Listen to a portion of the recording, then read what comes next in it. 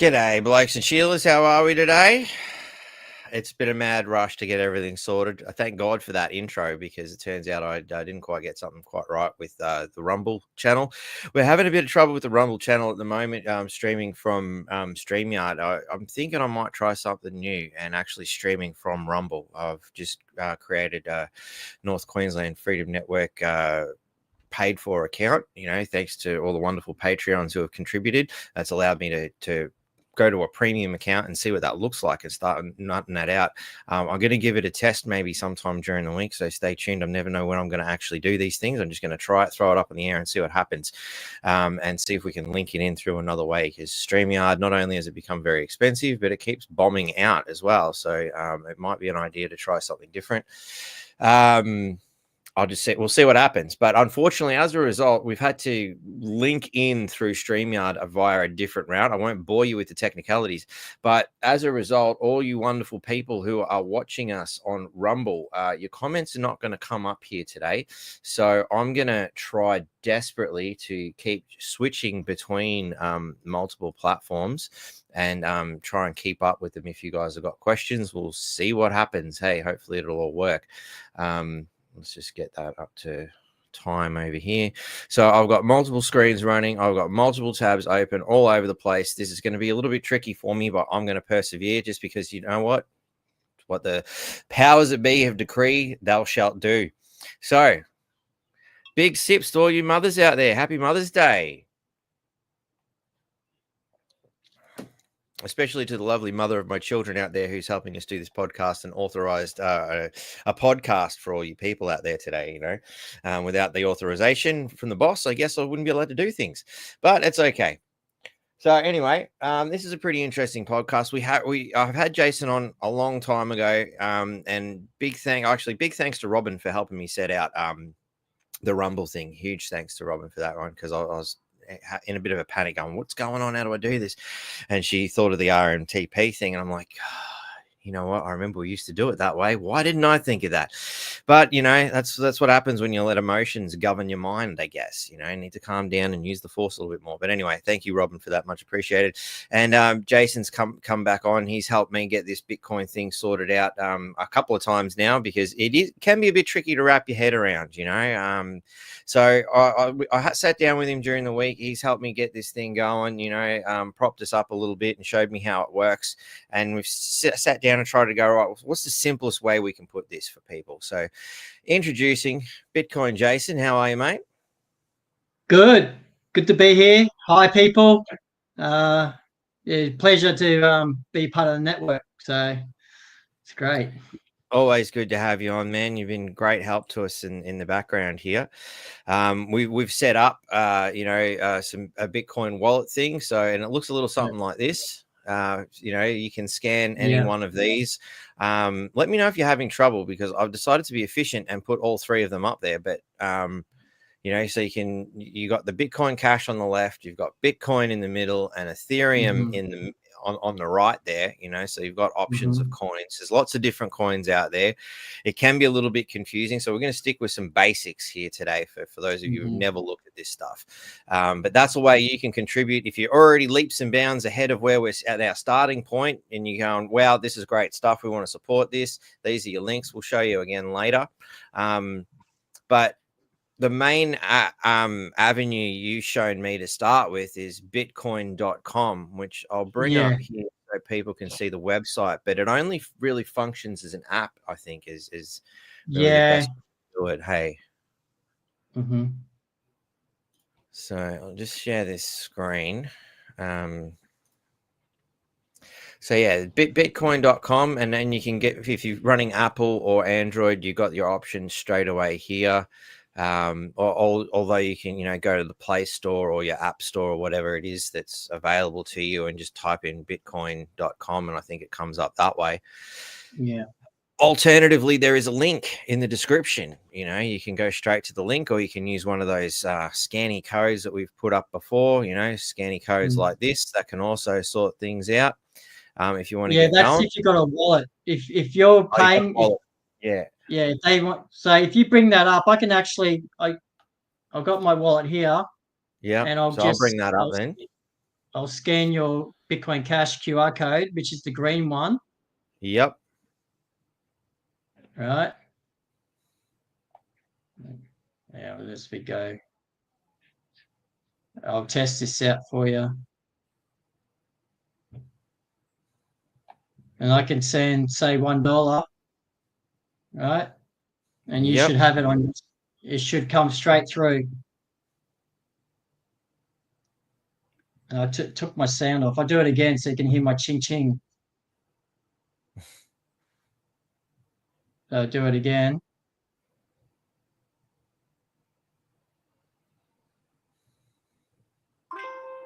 There you go. Payment received.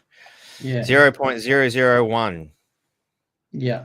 Which is the equivalent of $1 at this point. So yeah. And it's a good time that we're doing this podcast too, because Bitcoin and the vast majority of other cryptocurrency coins have also gone right up this week. It's actually been really good to see, because to give people a bit of history, I think you originally came around and helped me set up a wallet a long time ago, and I've still got that original wallet, which you gave me a whole $1 in it.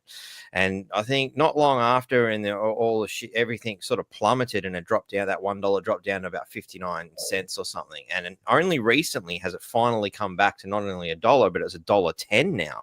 So, it's come full circle. And it's one of those things that, at the time you go, oh, do I want to invest in this? It's fucking down. But that was the perfect time to buy, which was something that you said on a follow-up podcast we did too, which is, look, things aren't looking so flash, but look at this, it's this is the best time to buy, which gives you that comparative scenario, I guess, between what's happening with Bitcoin and what would happen on like a Wall Street market, or even the Australian Stock Exchange, which is something else we have available through Stake. Something else I've been learning about, that the Stake is another app that's available at the moment, and you can find that in the description. where you can get $10 free once you do a fund transfer. But also, once you do a fund transfer into your Australian thing, if you transfer that over to an American thing, they'll give you a free stock of GoPro, either GoPro, Nike, and I can't remember what the third one was. There's three apps that are, or three stocks that are basically giving a whole one stock of, you know. So I was like, wow, actually quite a bit of free stuff going on. Like I got a free, I think it was Nike, actually. I think it was the one I got. I can't remember now. And it was like $58. I'm like, beauty. 58 American too, so that equates to about $80 Australian plus the $10 I got Australian. I ended up with about $90 worth of free shit. I'm like, that's a pretty good deal. So like seriously, look in the description, jump in and get on this. Like and you know, I've started looking at other stocks, like, you know, like the bank stocks, for instance, which are pretty safe sort of stocks, and they're on the rise at the moment. They pay out dividends, which gives you brings us to the idea of being able to make your money work for you. But we'll talk more about stocks in another podcast, I think. I'll find someone who knows a little bit more about it. But Bitcoin is very similar to the stock exchange. Yes, and no. It's similar in a way where it's an appreciating asset, but it's not in a way where you need a third party or an organization like Stake or something to do all the trading and hold your stocks for you. So if I could put it this way, so I've got a silver coin here, right? This is from the mint, and I've got a 10 grand gold coin. Now, would you believe, right, when I bought this gold coin, it was worth about $87 US, right? This gold coin now is worth $1,800. This gold coin, right? It's pure gold, right? Maybe a little bit more because it's got Jesus on there, and it's got like you know, it's got the Perth Mint thing on it. And I remember I got this, and I got a gold ounce coin, right? And back in those days, it was in year 2000. It was spot price was about $280 an ounce. And they said, and I told the guys at work, and they said, Jace, you paid way too much, because I paid more than the 280. They said, you paid way too much, and they all laughed at me. Right? Well, this coin here, just the 10 grams here, this is worth $1,800. Now it's 2025, and it took that long to get there. But in the same way as this gold coin is has appreciated value thing, right. Same with Bitcoin and Bitcoin Cash. So it starts off with Bitcoin, and then it forked into two, BTC, which is the orange Bitcoin, and BCH. Now, what gives its Bitcoin value is a limited mintage. So just imagine there's only 21 million of these things, right? And we've got like 9 billion people on the planet, and they all want a piece of this, right? The value is going to go up. Okay. The other thing is if you've only got 21 million gold coins, and you're a rich man like a Bill Gates or, you know, a Rockefeller, as soon as you give that away, you don't have it anymore, right? So unlike this, where they keep printing more and more and more, and it devalues, right? The reason why this is worth $1,800 now is not because it's anything special. It's because this here has lost its value. This has lost its value, so this has risen in value because it's a hedge, right? So with Bitcoin, that's how it is. It's like limited mintage, goes on supply and demand type thing, and that gives it an appreciation after time. Bitcoin Cash is special is because it's got the same fundamentals as BTC, because it's the same Genesis block, right? But it's got added utility towards it, like hedging. If you want to hedge it against gold, you can hedge it so it stabilizes. Or if you want to use it for concert tickets and make up concert tickets or rewards for your shop, that sort of thing. And this graph really illustrates what you're saying. So you can see from 2005 up until about 2021, you know, it's a pretty stable sort of up and down sort of a scenario with the price of gold, you know, but it's been on a consistent up, you know. Then we hit 2021. What happened in 2021? You know, obviously Mm-hmm. things died because they crashed the fucking market and stopped trading at this fucking point here. You know, everything shut down. But then the Aussie dollar was horrifically devalued due to $1 trillion being borrowed by our government to pay for all this COVID crap. And look what happened. And it's not so much the price of gold has gone up. What this demonstrates is the worth of that physical fiat currency that you put up has gone down drastically. So that's something for people to consider, you know, why investing in things such as this is, you know, like rather than say have $5,000 in the bank, you know, in a savings account, that $5,000 is going to stay $5,000. If you had to put that $5,000 in that savings account here at 2021, you would have doubled it. It'd be 10 grand now. But if you put your money in the bank and you don't touch it, it won't be worth $5,000. It'd be worth less because of inflation, bracket creep, that sort of stuff. I mean, to the average punter, they see $5,000, it's $5,000, you know, but that $5,000 has less value. And we mean that in the sense that what you could buy for $5,000 in 2021 is largely different to where $5,000 will go today. You know, you can't buy as much for it. So that indicates that the value of money is a lot less. And you see that straight away at the shopping cart. You know, you go through the shopping cart and you've barely filled the bottom and they're giving you a bill for $300. You're like, what? Hang on. Wasn't that long ago? I thought the $300 would have been 3 trolleys. Now it's barely the bottom of a trolley because the value of money has gone down. And this is the graph that pretty much shows it, you know, because gold has always been that sort of stable medium that we've compared these things to. So it's important for people to realize that sort of stuff, you know. But, you know, and Bitcoin Cash, you know, has been a bit of a roller coaster ride, you know, and it's starting to bounce back pretty good. It's not a bad investment, especially if you bought while it was low and sell while it's high. And there's Joanna saying, thanks to Jason for setting up her Bitcoin account. I had a bit of a hiccup when the bank froze my accounts after my first Bitcoin purchase. Hang on, can we keep that up? Sorry.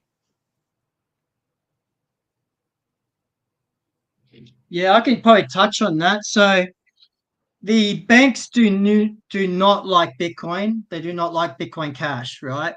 And there's a couple of reasons for it. And they will say things like relationship scams and financial scams, which are around, and I face them and I have to try and talk people out of it. Relationship scams is one of the worst ones because, you know, I had this lady and she's madly in love with this guy, and I found that this dude basically ripped a doctor in Ukraine's pictures that he put up on his website and social media accounts, right? Because he's one of those breast implant type doctors, you know, and he ripped all the photos off, and this scammer did, and was giving it to this lady of like, oh, I'm from Iran and this, and you know, this is my practice and all that, but they cleverly blurred out the name tag.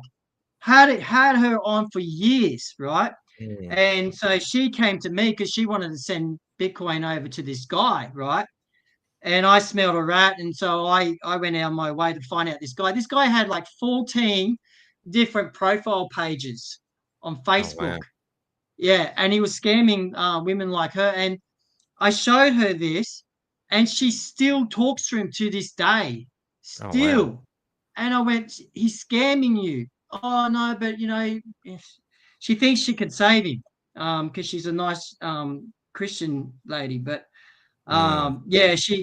And then another guy, you know, same thing, you know, he's sending money to this woman because he's lonely and it's just someone to talk to. And then there's guys that get scammed by greed, by financial greed. So someone will come up to you and say, Daddy, I've got this great program. What you do, you can invest in little as $100 in this program, and it pays you 1% back. You know, it pays you. You make compounding interest on your money that you put in. And so what they do is you put in $100, but then they give a little bit of your money each back. And so you go to your friends, go, look, I invested in this thing, and I'm making money, and you share it to your friends and you get your friends in. And then your friends join in, And so it's a big pyramid scheme, right? And so 8 to 12 months later, if they haven't revamped their revamp their thing where they could say, oh, we're coming up with a new product, or we're coming up with a new way to make money, then between 8 to 12 months they close down. Because if you go on 1% or 1.25%, if you do the maths, by 8 months the money's gone. They can't pay the people that come in their money back. So they like to close in. It's called an exit scam, and they exit before then. So they get a whole heap of people in, they make their money, and then shut up shop. A great way to find out if something's a scam is you got to do like a who is on their website and find out when was the web page created, who had it before, and that sort of stuff. So you can sort of think, okay, this is a young website, which means that this company's only started just recently, not back in 2005 or whatever they say, because they like to throw back 5 years or so just to give a bit of authenticity about the company. But usually you find it's a newly created website, and you can create a website with AI in a matter of moments. So like I got scammed. I got scammed. So the way I got scammed is there is this thing called FX trading. I got scammed twice. One was FX trading, and it had like an ABN type equivalent for the Korean government. They had like their own ABN type thing, but they didn't have what do you call it, a security exchange license. So that was the thing that I overlooked. But they had an ABN. Told my friends about it and stuff like that, because I was making a good return, right? Unknowns beneath to myself is this company was going to close up shop, and all my friends that I got into it, they were losing tens of thousands of dollars. And I feel rotten about that. I feel really rotten because I thought I did my homework. I really did. I thought I did my homework, and obviously I didn't. So that's why if it's an Australian company, if you're doing with stocks or something like that, if it's Australian, that's great. When you're talking about Bitcoin Cash, right, I only recommend using a wallet. So it's not tied to a company. So if the company goes bust, you still got your coins in your hand. You still got your crypto, right? Yep. So this is why I like crypto over stocks, even though I'm thinking about getting some Tesla stocks, is because at least with crypto, I've got it. No one can take it away from me. I go to exchange, but when I go to exchange, I can buy the crypto off on the exchange and then withdraw it. Now, going back to, was it Joanna? Now, Joanna, I found the comment here. She, we'll start from the beginning. Thanks, Jason, for setting up my Bitcoin account. I had a bit of a hiccup when the bank froze my accounts after my first Bitcoin purchase, but the value has gone up since then. How do you profit day to day from Bitcoin versus long term? Is a bit of a question. Well, there's a point there about the bank. Now, Westpac Bank on the 1st of April shut my account down, froze it for a whole week. I couldn't use my cards or anything. But fortunately, because I've got Bitcoin Cash on me, it's like I've got cash, right? And we've got 147 merchants here in Townsville where we can use it as cash, right? And pay for it. So even though the bank shut my account down as if I'm some right-wing fascist conspiracy theorist, sovereign as citizen. If you're a Canadian trucker. Yeah, as if I'm a Canadian trucker. Maybe I'm getting there. I just need to get the belly. They treated me like a second-class citizen. Now, the way around that is when they shut you down over crypto, you say it's for my self-managed super fund. It's for my self-managed fund, right? Yeah. They will not honor it if it's for an investment, right? If you say investment, or it's for sending it to someone like a partner or boyfriend or girlfriend overseas, because then they smell scam. So the banks are right in a way where they're trying to protect you as a customer, right? But they are using that. Yeah, but they're using that goodwill as a way to get rid of their opposition. because crypto is the opposition to the banks. Because if we lived in a purely Bitcoin Cash type society, there'd be no need for banks. So that's why they want to suppress it and make it as hard as possible for someone like Joanna to say buy some Bitcoin Cash on her exchange. Because you're outside of their thing. And just on what you were saying about the map there, you know, like, I mean, you can see from the Bitcoin app, it actually shows you where to find all the businesses that you can go and trade with, you know, like where, you know, hey, I can use Bitcoin Cash to buy stuff, but how do I find it? Well, it's that easy that it's right there on the map. You know, it's a now that I've looked through it, you know, it's a pretty straightforward thing, because when it comes up with a whole bunch of stuff. But when you click the more button, you know, it opens up a little menu like that. And as you can see, when you scroll down to about there's the map thing. You just hit map and bang, it just opens it up, and it shows you all around the world, you know, all the different places, you know, and how many places have got, you know, shit going with Bitcoin Cash. So, you know, and another thing I thought was interesting when we were talking the other day was how you were saying you can, when you travel into overseas, you know, that you don't need to worry about currency conversion when people are taking Bitcoin Cash. You're straight up using what in your wallet is. You're not paying extra fees and taxes to these money grabbing, thieving mongrels in the banking cartels who are just robbing you blind to transfer one thing into a different currency. It's just, and right now, if you're on the other side of the world, bang, you can do just like what Jason did: scan that QR code and send a couple of bucks. It's amazing technology that really does bypass that banks, and you see why they hate it so much. I've got coffee beans here. This is I've got this beans from Uganda, straight from the farmers, and packaged in Uganda. No label on it because it's straight from the farmers. Now in Uganda, they are taxed 80%. The farmers are on their overseas sales, because the government sees it and goes, US dollars, we'll have a piece of that, you know. And so these poor farmers are getting ripped by their government, because it goes through the monetary system into the bank accounts, and the government sees that and they go, I'll take that. So I've got these coffee beans straight from the farmers. I paid a guy to the farmers roasted it for me and got it packaged for me with another merchant there. And this was all paid in Bitcoin Cash. Now, the great thing about doing that is if they want to convert Bitcoin Cash into Ugandan shillings, they can. If they want to convert it to US dollars, they can. If they want to just keep it as if and trade among the villages as is, they can.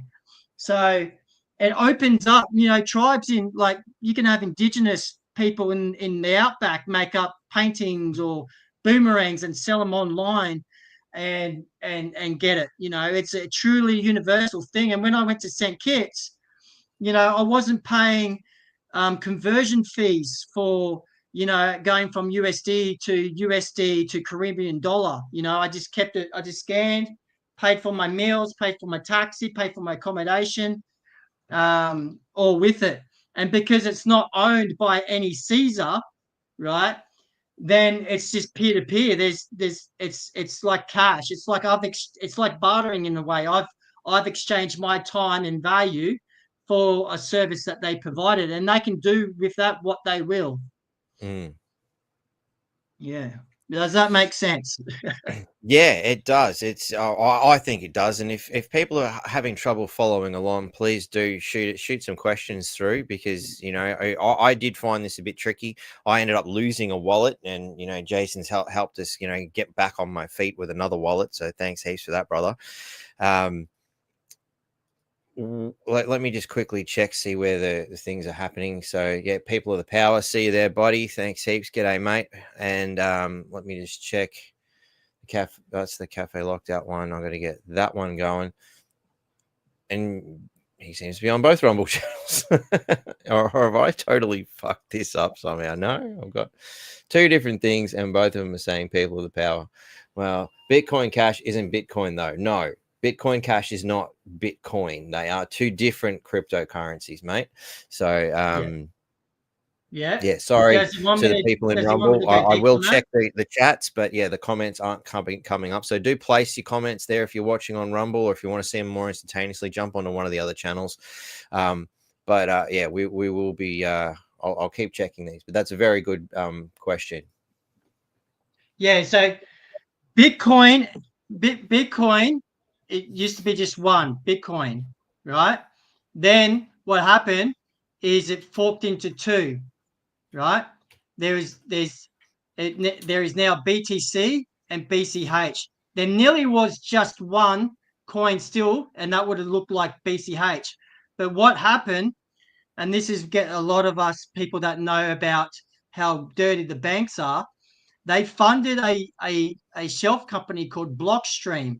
And Blockstream retarded the growth of Bitcoin to grow with the network. They say we just wanted 1 megabyte blocks, right? So it's like having an old floppy disk and not upgrading to a flash drive. Okay. Mm. So, and the reason why they did that, and I bought into this FOMO, was, oh, if they expand the block size, then people won't be able to mine and be part of the mining process or have nodes and stuff like that. End up becoming a complete lie, because what happened was, now Bitcoin BTCs exploded because of all the banking institution investment, but the adoption as far as brick and mortar businesses has dropped down, right? So it's going up because, yes, the same fundamentals is there, but how much more would it be if you got those fundamentals, but then you've got utilities with it, like being able to put your home deed on it and using it as a messaging service and stuff like that. So this is why Bitcoin Cash has taken a massive dip, a massive fall, because when the fork came, guys like myself that got the split, we sold our Bitcoin Cash, not knowing any better, for the BTC. Now BTC is becoming so slow and expensive to use that it's now becoming more reliant on like card services, like Visa, Mastercard. So they've got you where they've got you now. You've got your Bitcoin, your BTC on a Visa, Mastercard, or you're trying to use something that's not working very well called Lightning Network, and that has a huge liquidity problem, right? Because it's like IOUs. We're going back to the fraudulent system where you got IOUs where you're hoping that these other places have got amount of Bitcoin for you to try and do that transaction without actually doing a transaction. So yeah, so this is why I reckon about 1 or 2 cycles, so about 4 to 8 years, you probably see BTC really struggle, and you probably see Bitcoin Cash flip in the way of the coin market cap and outgrow it. So because remember, Bitcoin Cash is sort of like the Rebel Alliance type coin. It's against the emperor. It's cyberpunk. Like anonymous type guys. They're working in the background, Yeah, the doing everything. underground movement. Yeah. The underground network. Yeah, yeah. But you can use both. You can have. I'll give you an example of what happened, Batty, is when COVID shut my business down and said, Jason, because you won't put a mask on, because you won't vaccinate, we're going to shut your business down. You are no longer to trade, right? What do? I had nothing, right? So at that time, BTC was around about 80,000 Australian.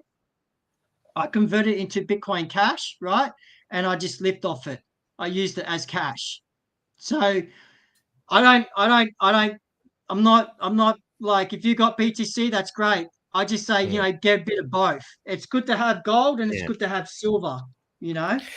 And that's It's the good good to thing, I guess, against that Bitcoin wallet app too. Is like, you say you're running a business, and you get a couple of $100 in Bitcoin Cash, but you don't feel like spending that Bitcoin Cash right now. You can instantly convert that on your app into Bitcoin, which you may decide, make the decision that, oh, that's going to be more beneficial as an investment. So you can leave it in Bitcoin for now, watch it Mm-hmm. escalate until, okay, I've got to go down in the shops. The bank screwed me over. I need to use that now. Now I'll take that Bitcoin and turn it into Bitcoin Cash, and now go and use it. And it's all at the click of a button on your phone. It's pretty easy to use once you get your head around it. I found too, which is really good. The manager, the owner of Rock Paper Scissors on the Strand does that.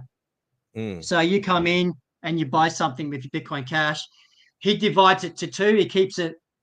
He goes BTC, BCH. He keeps, he splits it into two, and that. So he's got his long term there, and then he's got the ones that he can use at any time he wants. Because the thing about BTC now, it costs a lot and takes a long time for the transactions to go. And this was done by design because it only does 3 transactions per second, right? And you've got 9 billion people on the planet. So what I see Bitcoin being most probably used in the future is mega corporations or government usage. Yeah. If they were to use it. The And everyday Joe like you and I. straight onto that too, because he's like, once you've got Bitcoin, never send it back, to the point that Bitcoin.com actually has a Trump button right at the top there. It's I don't know what it does. What happens when I click on the Trump button? I don't know. This would be.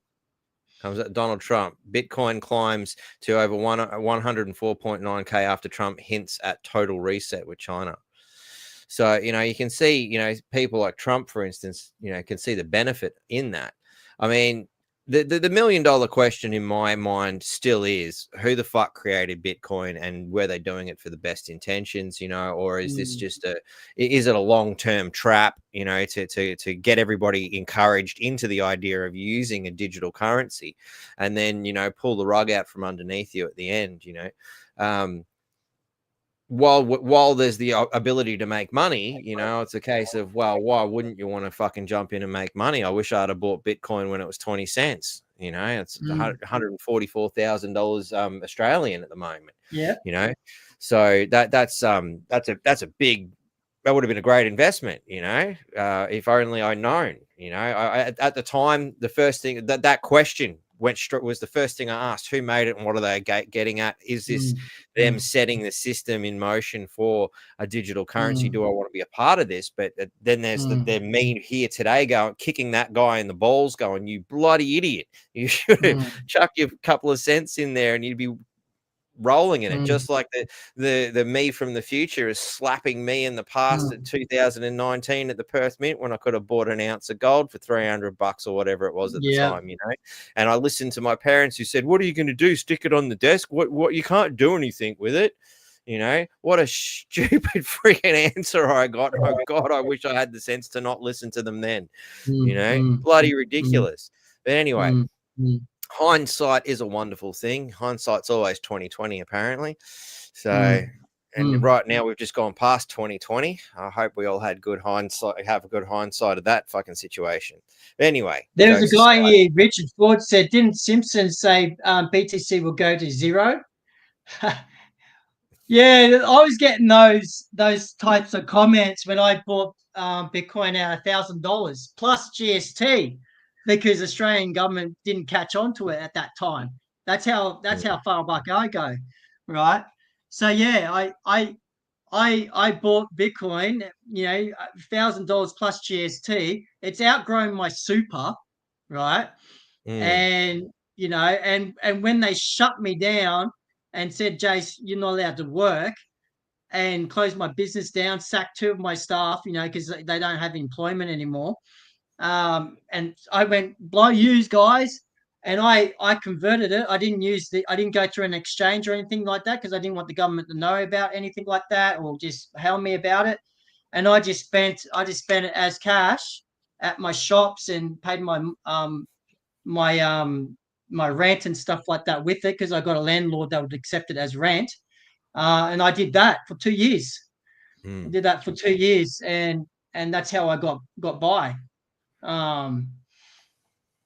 Because everyone knows, if you fall on tough times, the government, whatever the government gives you, they want back. If they give you, you get like a Centrelink allowance, and then they overpay you or something like that, or they find out that you've got money on the you're trying to work because on the side to try and make ends meet, and they find out, oh, you've been working, they want that money back, even though you're on poverty levels. Super can go down to zero. That's Yeah, absolutely right. Like dead on they that. could, yeah, they Well, could just have we were a. just talking to Senator Rennick when he was here in Townsville last, and he basically, people asked what, is super likely to die, or drop out, and he's gone, well, if they haven't planned it out already, it'll happen as a natural course, and he explained it as, since the inception of super, the money's just been going in. There was only a handful of people sort of, cashing out. We're now reaching that age now where a lot of people have been in superannuation for a long time, and they're going to be pulling out large chunks of money, which is going to cause a lot of the superannuation companies to start hemorrhaging because they won't be able to get the interest rates and the investments that they were getting from that money anymore. They'll have to pay it out. They're going to lose a big chunk of their revenue stream, which means that's going to hurt those of us who are still stuck in the superannuation thing. So yeah, superannuation's bad because you're not in control of it. That's the problem, just like government is bad because we're not in control of it, And he's just, and again, this is what I've been really hammering home to people a lot lately is freedom comes from being able to control your own lives, to be in control of what's going on, understand what's happening and make decisions for yourself. That's freedom.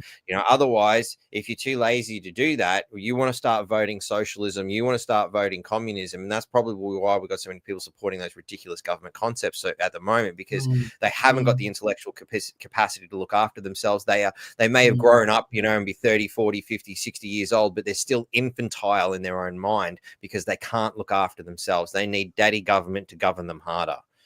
So this is the way out. People like the idea of freedom, but they want the safety of socialism in the way of, I mean, your what you said about the Moses, they in slavery and then they get out. That was the best way to visualize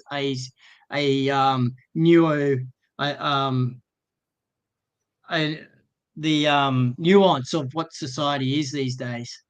So yeah. Now the thing, I call it self-managed super fund, but I sort of just play on those words because with a self-managed super fund, I don't know if the government's going to change the laws where you can't take out your retirement until you're 75 or 80 years old on your deathbed. So, but I said to the bank, it's my self-managed super fund, just like this is my self-managed super fund. Exactly. You know what I mean? I'm not lying. I'm just not. I'm using different definitions. Yeah.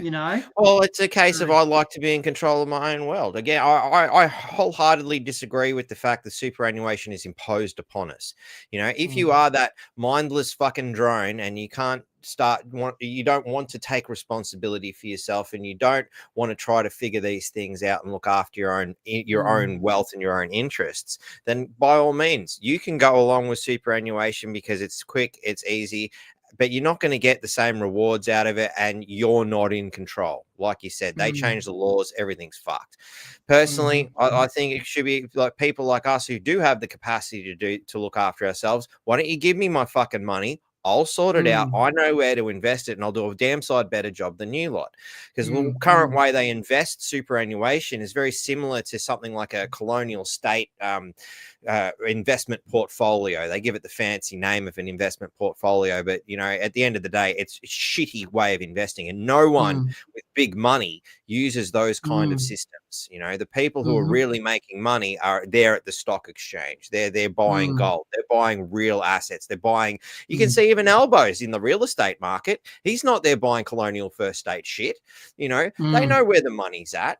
They want us stuck in these stupid funds where they can fund whatever the fuck they feel like at the time based on their own political ideologies. But why can't we then pick where we want to put our stuff? And this is again bringing power back to the people. If we were to go, hang on, we don't want EVs, let's all pull our money out of the electric vehicle market and the superannuation. All of a sudden, their stocks collapse. The business is done for. We as the people could actually do that. So this is, again, another way of understanding things, not just with crypto. We can do it with crypto. We can do it with, stocks as well. If the freedom people start to realize these concepts, we can actually have a huge effect on the world itself as well. Buddy, do you remember the barter card days? Barter card? No? I am aware of what barter is, but I've never seen a barter card. Yeah, maybe I'm showing my age here. I believe we're about the same age, man. There's just something I just missed. All right. People have been trying to come up with a way of getting out of the fiat corruption, because it's just made out of thin air. Like they just print it out. There's a statistic that the US currency, right? Less than 3% of all the American dollars that are there in the world printed is actually notes. It's all digital things on a computer. Yeah. Right.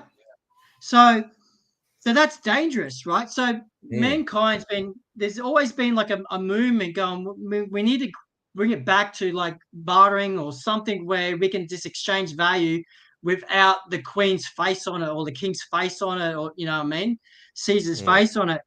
And this is why I got into Bitcoin, is because it is a mankind transference of here's what I owe you, transference of wealth, a peer-to-peer cash system, whether you're in Australia, in America, or even next door neighbor, or someone out the coffee shop. It's a way of transferring it without these middlemen, these banks, or someone printing out the money like this, right? And it's losing its value over time, where your silver and gold goes up. So it's a way of bringing bartering together, gold and that together, like the ideas of gold, being finite in the way of scarcity and stuff like that. Bartering in the way of fair representation of value, and the convenience of using your tap and go. And that's why it was created. It was created by a bunch of guys.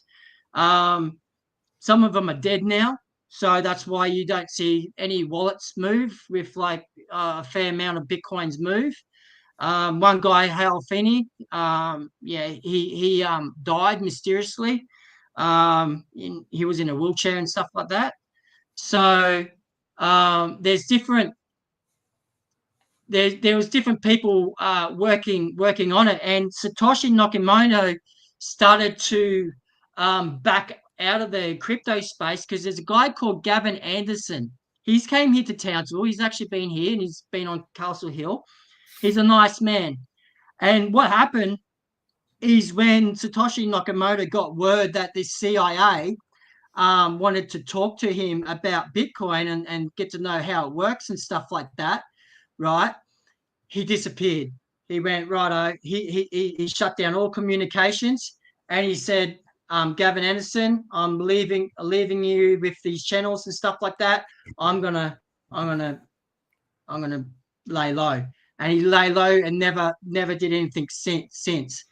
Because way back before he was even $1,000, the CIA was starting to get worried about Bitcoin undermining the US dollar. So that's why they sort of wanted to have this interview with Gavin Anderson. I'm probably going a bit too deep there, but if you want to know why I'm on the Bitcoin Cash side, is because I see BTC emasculated. It hasn't had an upgrade since. The network hasn't had an upgrade to keep up with the population supply and demand issues. And so what will probably happen, to keep the bankers' teeth into it and people on the hook, they most likely try and make it so we'll keep it for you and you can just redraw from us, right? So like you've got a house and you're withdrawing from your equity, and people think that's Bitcoin, and that's not Bitcoin. And so those people that are in the BTC camp, I reckon you've got between 4 to 8 years of it actually being used, how you can use it today, and then it won't be any longer. It's probably going to be within that. It's probably within 4 years. Right. They'll come in. So you'll see people jump from BTC, they'll jump boat and they'll go to BCH because it's still the same Genesis block, all the same metrics, but added utility and incremental expansion with the network. So as technology increases, like RAM speeds and memory and all that, it grows with the network. So it can keep up with all the users. So they'll jump ship, and then boom, you'll see what's Bitcoin now in Australian dollars. It is, yeah, it is not 3,000. It is. So what do we want to see, the value of Bitcoin or Bitcoin Cash? So Bitcoin Cash is around about $653 Aussie, right? It We can got easily hit on $25,000. Bitcoin.com. It's got the news running through here, so Yeah, we can. yeah. I mean, if I I've hit just used buy here, my trading view.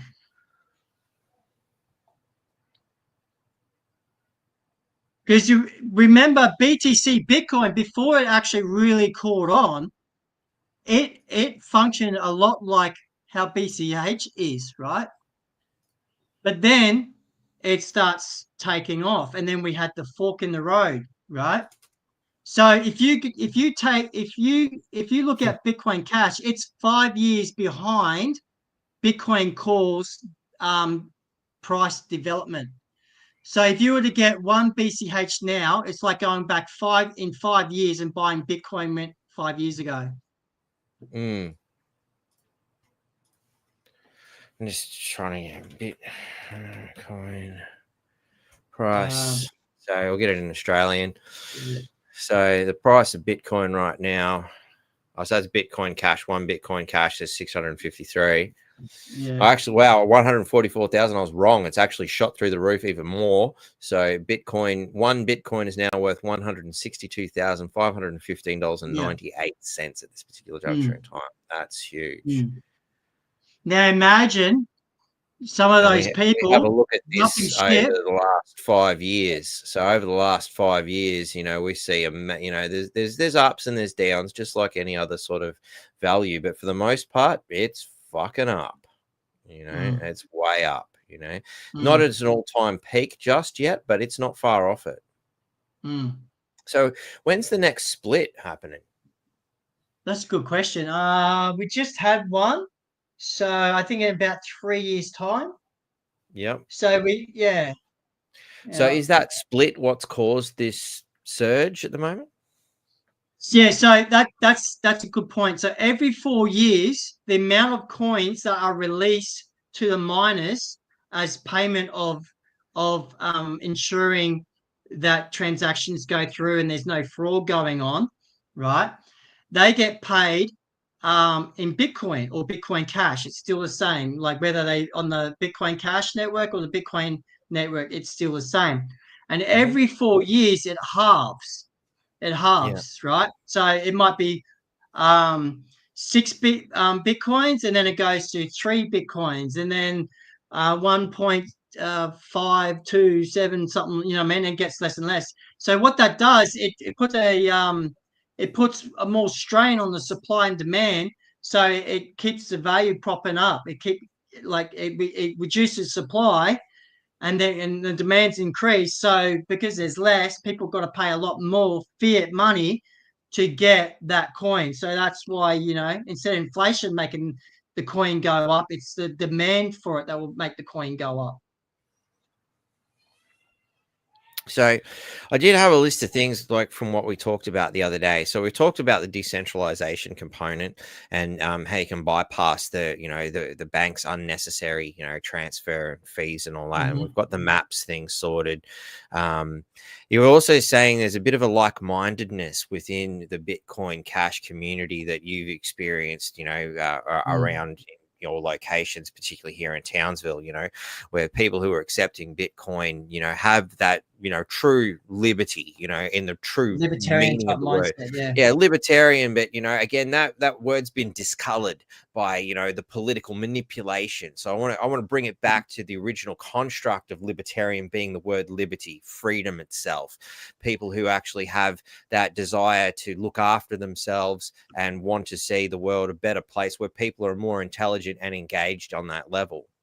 Yeah, anti-war, heavily anti-war, Yeah. pro personal sovereignty and things like that. So if you look on your maps and you see a merchant on there that accepts Bitcoin Cash, you know that you can go there and you're safe there. You can go there as you are, without any worries, because they have got a more they know they're more awake than the everyday shopping shops, like Yeah. Kmart or Coles or whatnot. You know what I mean? And they more and most likely they are more grounded, grassroots type merchant. So some do it because they like the benefits of it and stuff like that. But during certain past events, it came very handy, and adoption rose dramatically because it enabled people that were ostracized and uh, lost jobs or bank accounts closed to able to keep trading, keep doing a profession, keep shopping, whereas they wouldn't been able to do had not there been this freedom movement going around. So whether when I went to St. Kitts, same people are there too. Same people that are they pro self responsibilities, pro self sovereignty and stuff like that. And I went down there. It was like I never left Townsville, even though I was in a different country. Didn't have to pay conversion fees from one king to another king's face. Just went straight over there, and it was like I'd never left Townsville, yet I'm in a different country. It was so surreal. It was Wow. fantastic. So yeah, that's Yeah. definitely another advantage. Much like the way the cafe locked out community wear the 832 badge of honor sort of thing to identify the community, the Bitcoin. Knowing that you're trading in that, it has a similar sort of thing. And to me, I think it'd be a great way for a bit of a merger between us all to start bringing these kind of freedom-minded concepts together. That's the only we need to grow and advance, and as a freedom community. And I think things like this is a great way to do it. And we're raising the bar on our own intelligence and our own responsibility for ourselves at the same time, which is very important. If we want to achieve freedom, we need to be responsible for ourselves, ladies and gentlemen. Can I just bring up Joanne and Mason's comment about plot twist, Bitcoin being revelations? Yep. Yeah. Now, I get where Joanne's come from because I'm a man of faith myself, right? So she could probably say that about BTC because it has been captured. There's a book by a friend of mine, Roger Ver, called Hijacking Bitcoin. It's a great book. It will tell you everything that happened, eyewitness accounts. He's also known as Bitcoin Jesus, right? Great book.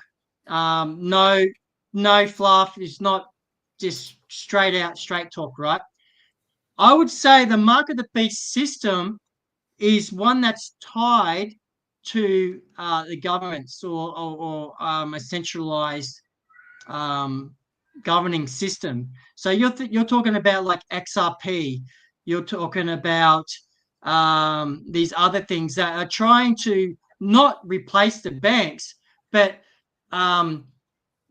bringing the banks to the 2.0 level where they can take their fraud to the next step, right? The Australian government has already got their own CBDC. They've already got it. They've already tested it out. And it's very much in line with the Paris Agreement that was signed along with carbon credits. Now, another friend of mine, Kim.com, he warned me. He warned me over 10 years ago that the Australian government will bring in a carbon credit system where you can, it doesn't matter if you have $1 million. If you go over your carbon allowance, doesn't matter how much money you have, you won't be able to buy anything because, oh, that's got carbon in it. That he told me that. And now King.com, he's already had a few little run-ins with the feds and stuff like that, because he had this thing called mega upload, which was like sort of like Netflix or sort of like Dropbox back in the day. So yeah. So yeah. Is this the book you were talking about, Hijacking Bitcoin? Yeah, that's it. That's a very good book. It would probably explain better than what I'm being, because I lack the ability to articulate my thoughts properly. But this guy here, you know, I've had lunch with him. I spent some time with him. He's now in prison in Spain because the American government, Biden, didn't like him, and he's in prison because he exposed what was going on with the CBDCs and the hijacking of Bitcoin. So he's kind of like our Julian Assange and Bitcoin. He's a Julian Assange 100%, probably more than Julian Assange, because he goes right into it. Yeah. And get this, they couldn't get him because he didn't break any laws. They got him through taxes. The taxes, the things that the government can always change. And get this, right? So my friend Roger, he left the United States because he's a libertarian, right? And he was getting politically persecuted, right? So he said, bugger this. I'm out of the United States. I've got a girl in Japan. I might go there and see how it works. Goes to Japan. He gets rid of his American citizenship and becomes a citizen of St. Kitts, right, which is in the Caribbean, right? Pays his taxes, all the taxes that he's owned, you know, through his memory dealers and all that business, right? And he was accepting Bitcoin as payment through his online business called Memory Dealers. They deal with memory cards and stuff, right?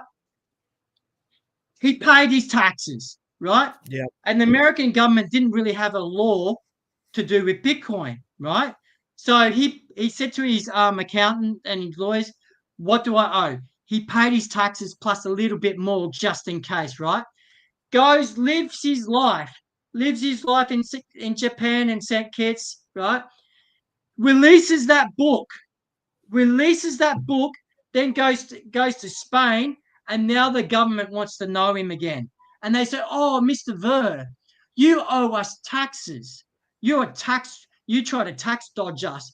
And what they've done is they try to retrospectively charge taxes on the appreciation of Bitcoin when he paid his taxes.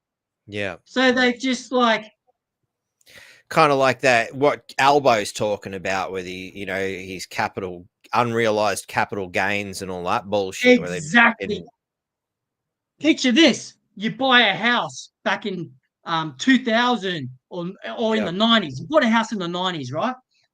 You bought this house and you're living in it and you've nearly got it paid off, right? And Albo brings in this law and all that sort of stuff. You pay off your house and hold the phone. What's this? I own like $300,000 or $200,000 or $100,000 worth of capital gains tax. I haven't sold it. Oh, you're a tax dodger, you know? And it's like, so this is why us B-cashers, right, are the way we are. We are going, no, hands off, right? We'll render unto Caesar what is Caesar's, right? We don't have a problem with Caesar. If we use a service and stuff like that, we don't mind paying our way. We're responsible people. But don't try and rob us. Don't try and rob us and print more money, you know. We don't want to be ruled and oppressed by you. We don't want no serfdom, right? So the idea of Bitcoin Cash is a way to transact freely with one another without a third party, and we just transact without banks, without the fear of inflation coming in. Or what happens if China invades Australia and all of a sudden, this is worthless? It's happened before. in countries like Well, Greece it was and planned to be happened too. Like, I mean, especially up here in Townsville and surrounding regions, there's a lot of military history in various museums around the countryside. You can see it here at the war museums here in Townsville. You can even down in Ayr, they've got a little museum there. I think it's in an old church, and they've got all this fucking all the old Japanese propaganda that was going to be dumped on Australia. They even had Australian Japanese currency ready to go. They were that fucking keen to take over this land. So, just like that, our currency could become nothing. And you're all of a sudden you're involved in their system. And again, bringing up the Canadian trucker scenario, and yourself and other people I know who have been pushing back have had the banks close their accounts. I believe they were trying to do something like that to me, but at the moment, cross my fingers, they haven't played any stupid games. But they want to close empty accounts that are full of debt. Go for it. I've left those accounts. I leave my bank accounts in debt. So if they close it, it's like, fine, you got your debt back. No worries. Bye. See you later, fuckheads. Don't play games with me. They want us online, yet online hacks are happening all the time. Like myself, I had a guy somewhere in Texas just taking out little bits of money out of my bank account every week. And it wasn't until like the thing happened with COVID and that and my business shut down and I wasn't earning any income through the bank, that I've discovered that each month I'm getting these little transactions coming out because I've got money coming in. I'm running a business. And this guy somehow hacked into my business accounts. And he's been siphoning money for years. Just boom, boom, boom, like that. And I go, whoa. So I called my bank up and find out about it because I got a dishonor fee, And because I was living on crypto, all this time I haven't been using my bank card, right? And I've just forgotten about it. And this guy, this little mongrel, he's been going and taking money out, and then I get overdraws. And I go, wow, okay, this guy's been taking money. And so they want us all online, all our information online, everything online that can be hacked at any time. So, if there's a website, it can be hacked. You know what I mean? That's why I'm thankful for the blockchain, because it doesn't have a website. It's a blockchain. You need like these complicated sequence of words just to even access it. So that's why I'm thankful for that. Joanna actually clarified by saying she means it as a plot twist, as in a counter to the CBDC. Well, that's what I'm doing. That's what I'm doing. So you got Noah, right? God says to Noah, man, the world's just gone to crap, bro. Like I'm starting to regret making man. Like every thought is bad, and they just do this crazy stuff. I'm going to just wash the counter and start again, right? But Noah, you're a fair dinkum bloke. I like you. Here's the plans to build an ark so you can float your way out of it, right? Yeah. And so that's what I'm doing with these, right? These coins with Bitcoin Cash here. That's what I'm doing, because at the end of the day, when it comes down, I know that the people that are doing this, I know that I can trade with businesses. I can trade with. I can get my coffee beans from Uganda or whatnot. I can still function. They can say, Jason, you're a bad actor. We don't want you to have access to Social Security or our financial system. I go, fair enough. I'll be Amish or something. I'll go live with my indigenous friends in the outback. I don't care. I'll live my own life. But at least I can be in the world, but not of the world. I can still trade. I can still, help someone build a barn or something, or sell a product or something like that. And I can get paid in a currency of the people, right? Rather than the currency of the Rothschilds. You know what I'm saying? So, yeah. And that's getting out of their sandpit. That's the thing, like they've built this big sand pit called a city, and in order to live in our sand pit, you have to use this kind of currency, and you have to play by this ridiculous set of rules. And states, you thought the women's set of rules back home, was bad. Just wait till you see the government set of rules. We change our mind faster than that. Sorry, women. I know it's Mother's Day, and I probably shouldn't be making female jokes about changing your mind like the wind. But that's the thing. We're dealing with a psychopathic pack of lunatics, who are ready to change their mind, and not to compare women to psychopathic lunatics. Sorry if that was the implication I just gave, but we are dealing with lunatics. They changed their mind. We've now got a full-blown socialist government with complete power at the moment, thanks, as Labor's sweep through. They're even sweeping through their own party at the moment. I was reading, and getting rid of anyone who's dissenting, so because they've got, we're going to see some fucking really bad shit, things are bad. They had one Jewish guy in there. Hang on, I'll have to bring up the article.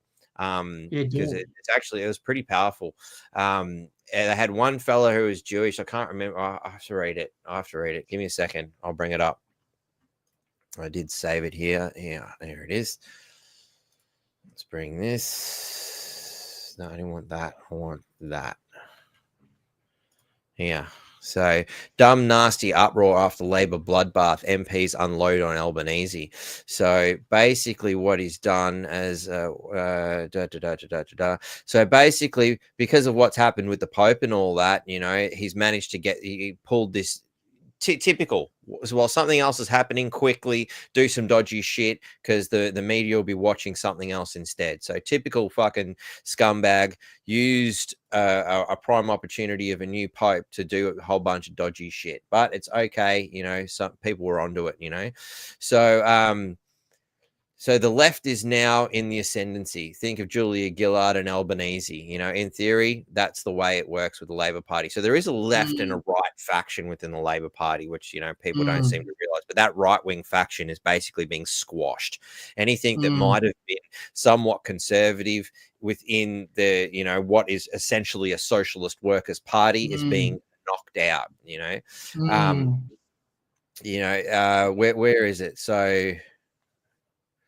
So yeah, there he's on one interview saying that he's a nice guy and he always talks and all this shit, but it turns out he gets rid of Mark Dreyfus without fucking saying a goddamn thing, Apparently Mark Dreyfus' wife died back in November 2023. The Prime Minister begged him to stay and run, but the brutality doesn't cover it, because he turns around and kicks him out now because we don't need you anymore. And he was basically the only Jewish fella, so it's almost like a kick in the dick towards the Jews in one instance, Well, but I think it's like they don't need all the little bits and pieces now that they've got such a massive majority in the government, 90 strong, so they don't have to appease to the Greenies anymore, because the Greenies have been washed out. They don't have to appease to the Liberal Party so much, they can vote in whatever they want. They don't need to play any fucking games, because there's no balance of power. It is 100% swayed into Labor. So what we are going to see 100% what Labor wants to do. Is it going to be good? Is it going to be bad? I'm hedging my bets towards fucking bad, real bad. Because he's already switching through his own party in such a bad way. But I believe there was also what was it said here? Paul Keating even got into him. Who governed New South Wales right.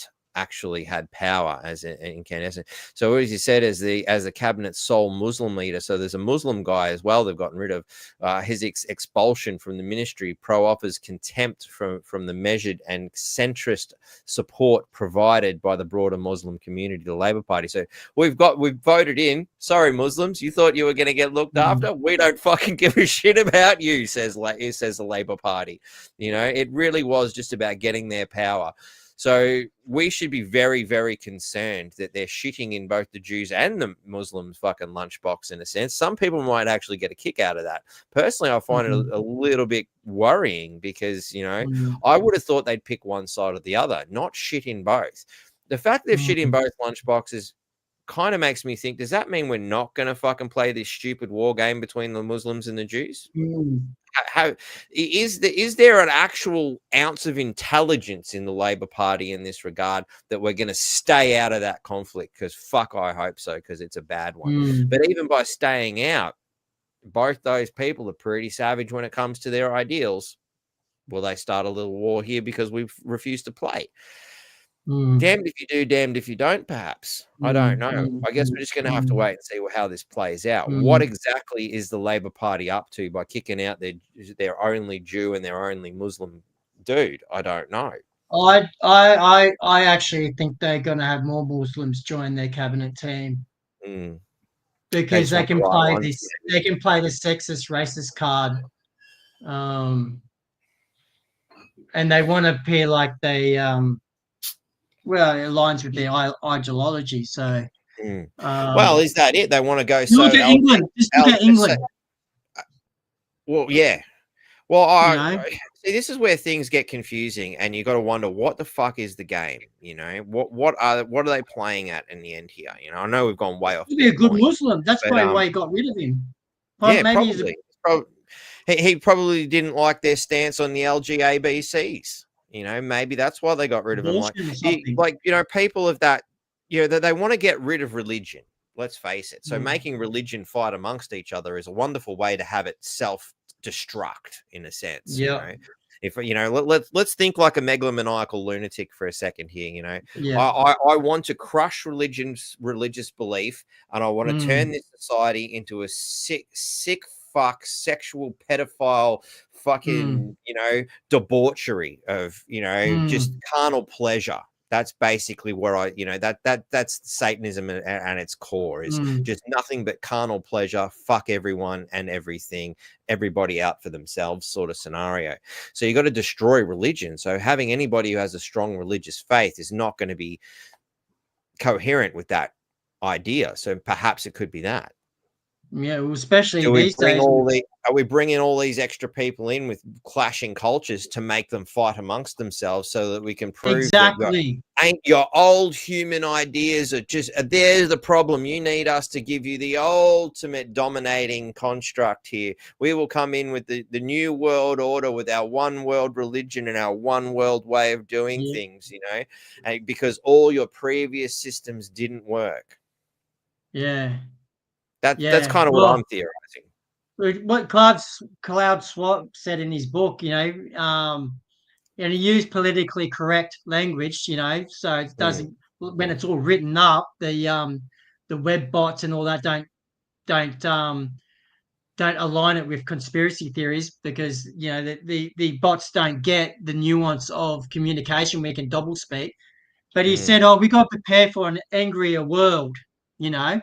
And basically what he was saying is like all these policies that we put forward are going to destabilize the economies and countries so much that even when the populist president or prime minister or whatnot gets in, the issues will be so severe that even if they won't be able to manage it and they'll fail and everyone will be angry at them and not at us.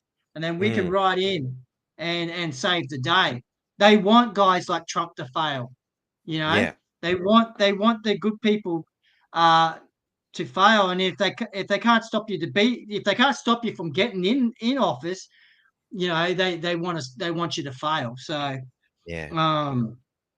that's what they because that's this. But fancy that guy being put off, you know, sacrificing his grieving time for his missus to serve his country, right? And then kick him in the dick afterwards. And then he gets a fair kick. I mean, crikey. Yeah, who needs enemies with friends like that? You know? Tell me about it. And again, it makes you wonder, why would you want to get involved in a political party that does that to people? Like, and is that the stranglehold? You know, anybody who's within the Labor Party, look, we've just made an example out of these people who didn't do as they were told. This is what happens, you know. We used you when we needed you, but now that we have the absolute power, like the fucking emperor out of fucking Star Wars, you know. Yeah. Now that we Palpatine. have the control, we don't need you anymore. As the socialists learned in Russia, when the Bolsheviks took complete power, half the people who supported them got kicked in the dick too, because they thought what they were voting for was, their version of, well, we're going to get looked after, but what they actually got was complete and utter tyranny. Yeah. Well, what about the Liberals too? Like you had like George Christensen and Reddick and all that, and they were facing problems from their own team, Yeah. So well, that's the biggest problem with the Liberal Party. Like all the good people that were in it have now been removed. Again, sorry, you're showing too much liberty in the Liberal Party. What a fucking crazy idea is that? Is one thing I didn't realize the other day. I was looking at the principles of the Liberal Party, and it says, we believe in freedom, we believe in less government, we believe in people being able to look after themselves and all this. You look at the blurb and you go, hang on, that's the party I would like to sign up with. But the problem is their actions demonstrate something completely opposite to what they're attempting to sell. Yeah. And especially when you see Jared Rennick, George Christensen, Craig Kelly, to name a few, Alex Antic, who have really stepped up, but, they're gone. The best of the Liberal Party is gone, and all that is left is the carcass, the soul is gone, the carcass is left, it's just nuts. Yeah. So someone brought up about silver. You can actually buy silver from Ampex, AmpMex with Bitcoin Cash. Oh, okay. That's where I got my silver coins from. So AmpMex, is it? Yeah. Let's have a look here. I love podcasts like this where I get to learn shit at the same time. Yeah. So you can, like APMX. Sorry, APME. Yeah. Is that that's the right one? We're looking at the right place. Yeah. So there you go. You can convert your crypto straight into a physical asset. That's a good one. I'll be saving that one at the end of this for later reference too. So, and that's where I got my silver and gold from. The thing is that now I'll be honest. Like if I went to like Maddie and I, we went to Spirit of Goat. Yep. Now I can use this okay, and I can use this okay, and I can use the card okay. But if I was to rock in with a silver coins, right, they're not going to recognize it as tender. They're not going to recognize. I won't be able to buy a meal with these silver coins, because how do I know this New World Order? New World Order. I love that's a good one. It is a pure New World Order one too. Fuck me. Yeah. Where'd you get that from? I got that from the USA. It's a limited mission. I should have known. Wow. Yeah. So, but if I go but see, Batty, how do you know this is real silver though? How do I know it's real silver? How do I know? I know with this one here, I got a little certificate, Yeah. But this one I paid a premium, because it's numismatic. Right, but that's a collector's coin, I'm assuming too, having come in a package like that. So what's the difference between? I've got buffaloes. I've got I've got just straight up silver and stuff like that. So I love gold. I love silver. But when I go shopping or when I shout Maddie some breakfast and a coffee, I use my Bitcoin Cash because it goes straight from me to them, to the owner. No, not in the bank account waiting for 3 days to clear or whatnot. It goes straight into his wallet. So straight from my wallet to his wallet, like that. So I think that will be the great equalizer, because if we all just say zombie apocalypse happens and you got all these splinter sovereign groups, mankind groups, human groups. I don't know what's the word for it.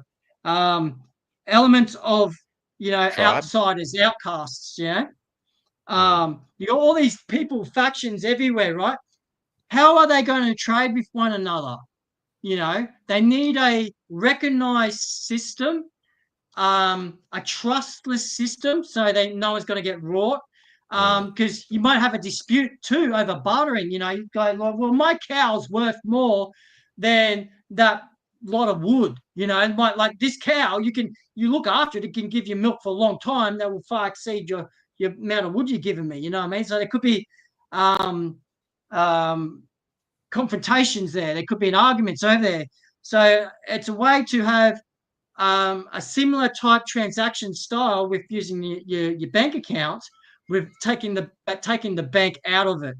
And so you've got a global people's currency that is used to transact with anyone and anyone around the world. It does not discriminate. So Frank what's your Pinball's throwing some interesting ideas in here. Well, I mean, the Perth Mint is a place you can go to purchase. It's pretty easy to set up an account if you want. Because it's the weekend, it's not actually showing us any information, which is one of the things that pisses me off about the Perth Mint. It's like you couldn't even just flatline it like they do in the fucking, the American markets. But normally you can go here and during the week you can check to see what the spot prices are.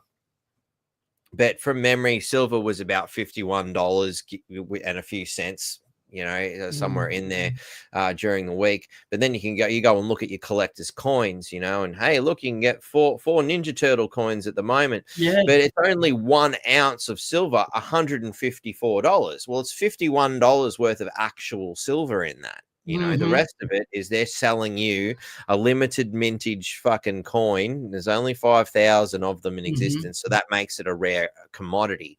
It's been painted and colored and all that sort of stuff. And if you're a huge Ninja Turtles fan, you might like that. One thing I have noticed over the last 4 years, though, is these kind of token coins have become a lot more expensive. They were certainly not this expensive 5 years ago. Like in a lot, I think in a lot of cases, it doubled in prices. Again, look, there's a minted friggin' 1 ounce gold coin, $7,000 fucking dollars. Well, gold is 5,200 and something when I last looked. It's most likely changed since then.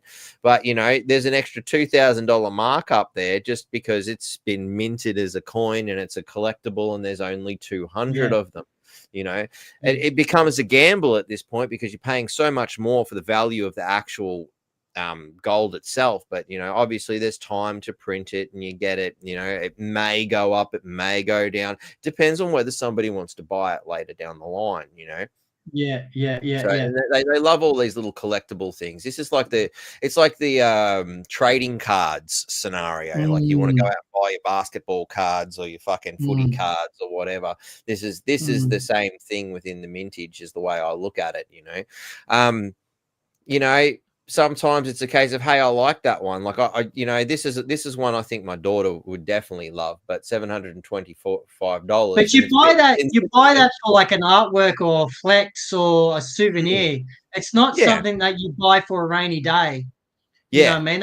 It may go up in value, but again, you're collecting cards at this point. If it goes up in value, great. If you actually get some sort of personal pleasure out of it, well, I guess it's better than buying a fucking dust collector. You're the kind of person that's happy to go down to fucking, one of those comic book trading shops and buy a fucking, a $500 statue of fucking Captain America or Thor or something, then, maybe this is a better value way of buying something, but who knows? I guess it's what you're into. But that's not the only way you can buy coins here. I think you can buy just straight up silver coins, you just want bars. You just want nothing special, just straight up silver bars, as close to warehouse prices base as metal. possible. That's what I'm looking for. So let's pull that out. Change the asset. Nah, it's been a little while.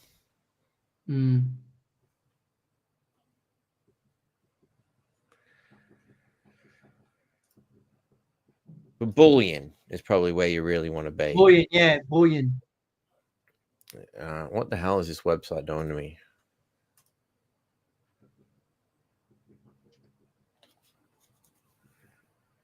Shop all bullion. Here we go.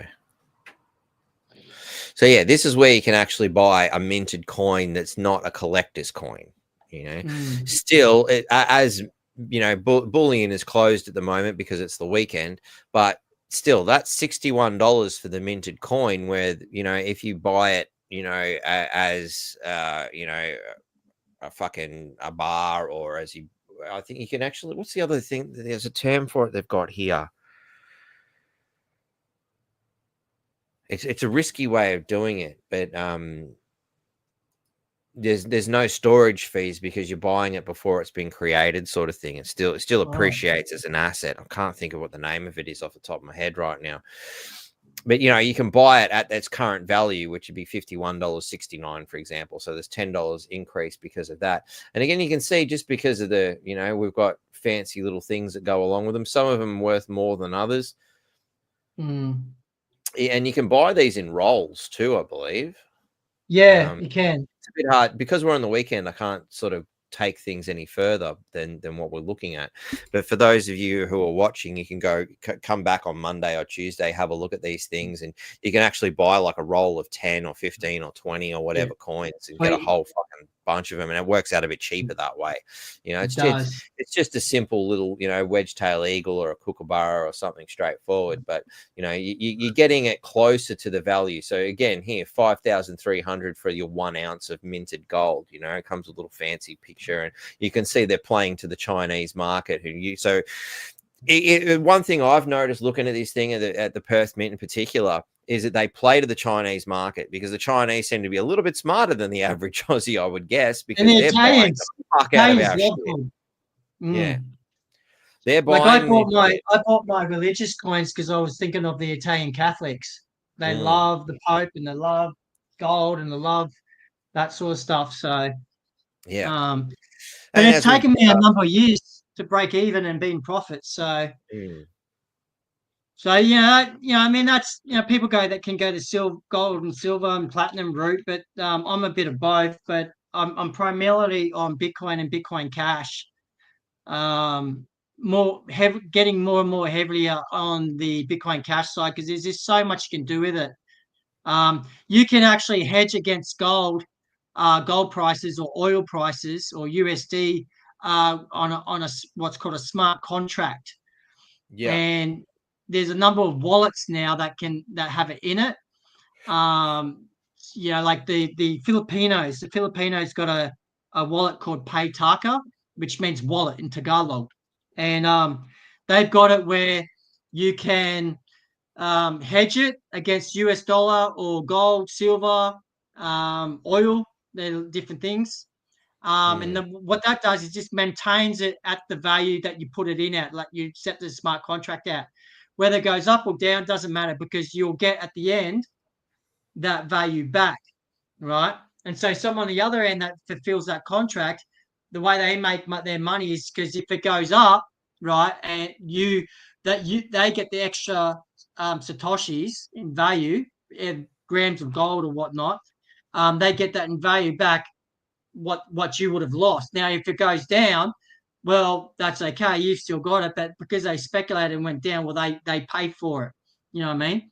So if it goes down, then when the contract ends, you actually get more satoshis back for the fiat value. So you actually get more coins back. And so when it does go back up, you actually make money. So actually being a shop holder, I'm just going to play it safe, right? They do all right because the fluctuation's taken care of, but if it does go down when the contract ends, if they hold on to the coins that they got back from the smart contract and it goes back up, they can actually double their money or add a percentage on. Sorry, I see that. It just made me laugh. It's gold. Don't forget, toilet rolls are a great commodity for the sheeple in the next pandemic.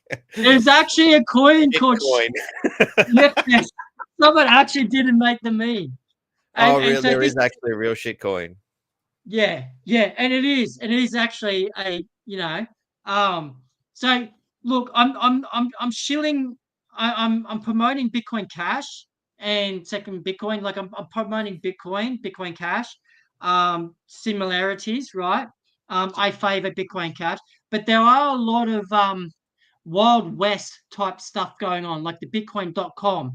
You know, not every crypto is a good crypto, right? I can make up a crypto called Bitcoin Jason, right? Yeah. And I can make it, and I can put a mark. I can do all this stuff, and have pay, Maddie to market it for me and develop some hype, and then get some Let's do YouTubers it. to make.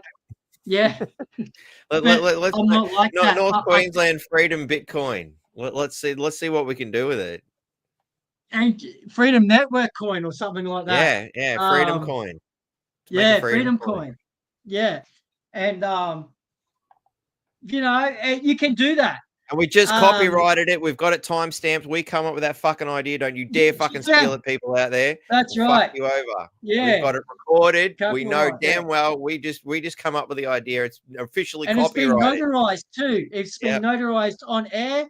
Yep. Gazetted on air. It's all been Yep. done legally. Yeah. You can't fuck with this. Don't even try. We will fuck you hard. I got excited. No, you're right there, I got mate. excited. Yeah. It's amazing. Brilliant ideas happening live on air. All right, cool. We're hooking up this week and we are going to sort that out. Yeah.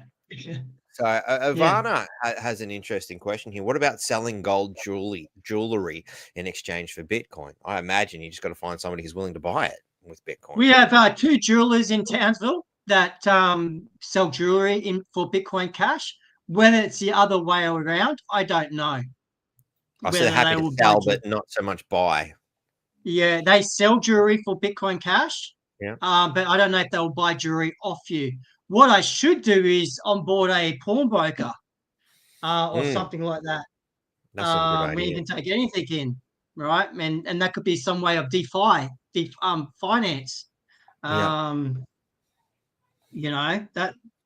I might have to think about that one, have a bit of a look. That's probably not a bad idea to start like a financing thing. So you pledge your jewelry, your gold for, a loan of X amount of dollars in Bitcoin Cash or whatnot, and you go and do your thing. Bitcoin Cash converters. Bitcoin Cash converters.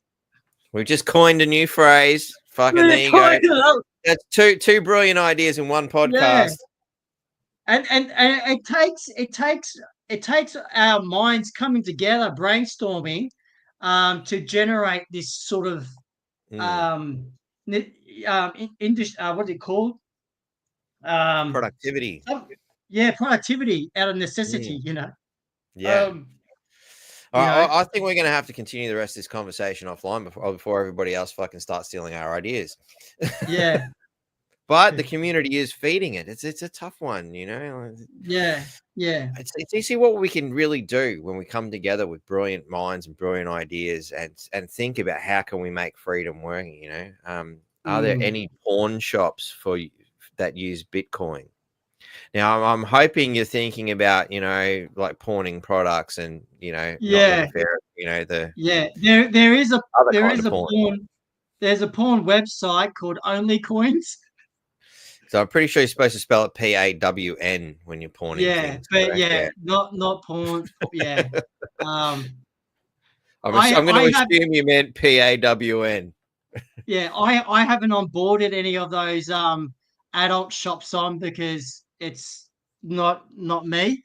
But I'm sure if you're into that sort of stuff, you can give them my name and number, and I can talk to them and tell them how and on board and all that sort of stuff. You might be missing a big cash strain here, my friend. Let's get onto the pawn shops and get them to sell Freedom Coin. Yeah. I would like to ask the viewers, particularly if they live in Townsville, is if we could start supporting our merchants that accept Bitcoin. Hang on, she says that's not what I meant. She actually meant PORN. You really did mean PORN, righto? Yeah. I don't want to be. I don't want to be stiffed in a pawn shop, apparently. Yeah. I don't say I blame you. It's not my cup of tea either, Jason. I don't want to be stiffed either. That would hurt. No, she actually did mean PAWN. Look out. Oh, right. You got to be careful. Spelling is very important, especially for Yeah, somebody who can't spell like me. yeah. All right, she was Um, meaning porn. that Too that's a much that's a porn. great idea, Joanna. That's a good business idea, and I'll be Hmm. happy to support it and back that up. Yeah. Yeah, we do need to support our merchants. Are you in Townsville, Joanne? Joanne is in Townsville, isn't she? Because she was saying you helped her set up a coin. I Coins. believe I met her in Lancaster Street, if I Hmm. remember correctly. It was Joanna, you're gonna probably have to drop us a line. Yeah, I know I've seen your name so many times. I probably don't have to tell you again. NQ Freedom Network at protonmail.com. And actually, here's an opportunity for people who want to get get your wonderful help here, Jason. What's the best email for them to contact you on? Bitcoin Jason GC for Gold Coast at gmail.com. And I'll be able to get a ping on my phone. Yeah. Did I spell that Bitcoin right? Jason GC, yeah. Oh, without the capital though, eh? No, that's all good. It works either way. Yeah. Oh, Because it it's will. Gmail. Yeah. Okay, so it's not case sensitive. No, it's not. Yeah. That's Probably it. safer Yeah. to do it that way, but Yeah. yeah. Yeah. Yeah. So what I do is if you're a business, right? I love supporting you. So what I normally do is I'll set you up with a wallet and see what you've got, your point of sale device is. And if your point of sale is capable of taking Bitcoin Cash payments, I set it up or I supply you with a terminal, which is basically a tablet. It's just a basic tablet that you use. And it doesn't keep any money on it, so no one can rob you, stiff you, or anything like that. And G'day, you Susan. can you can get paid. You can get paid, and because you're in the Bitcoin Cash space, and you are, say, a liberty-minded person, um, I will spruik about you and talk about you and make videos and visit you every time again and help you with your social media and stuff like that, just to give shout outs and stuff like that, like Mark at Tough Tires. Mark at Tough Tires, he was a bit hesitant in accepting crypto. He doesn't know anything about anything. He's just a man's man. He just works, put tires on, and that's all he's got time for. And he trusted me to put him on board and that, and he's been running with it. And I get my car tires for all my vehicles on it with him, and that he's actually the cheapest. So Thanks, son. I know you're in Townsville. You're in the next room. yeah, You can hear yeah, him laughing through the fucking wall. yeah. You got Family Life You don't need Organics. to knock on the door, you goose. Yeah. Family Life Organics, they take it. Townsville Helicopters, they take it. Townsville Water Sports, they take it. There's lots of things you can do. Like if you ever get your bank account frozen, you can go to Otto's or you can go to Family Life Organics and get your shopping done there. Mhm. And there's other places too. You can go to the Strand, where you got rock paper scissors, hopscotch, um, and you got Checkers Pizzas. They all take it there. Watermark used to, but then they got bought out, so they don't accept it there anymore. Got to try and get them back on board. But yeah, there's a lot of places, and of course, Maddie accepts it too as a donation. Yeah. So That's it. Happy to accept it. mm, Anything we can get is always helpful to keep the lights on and the balls rolling.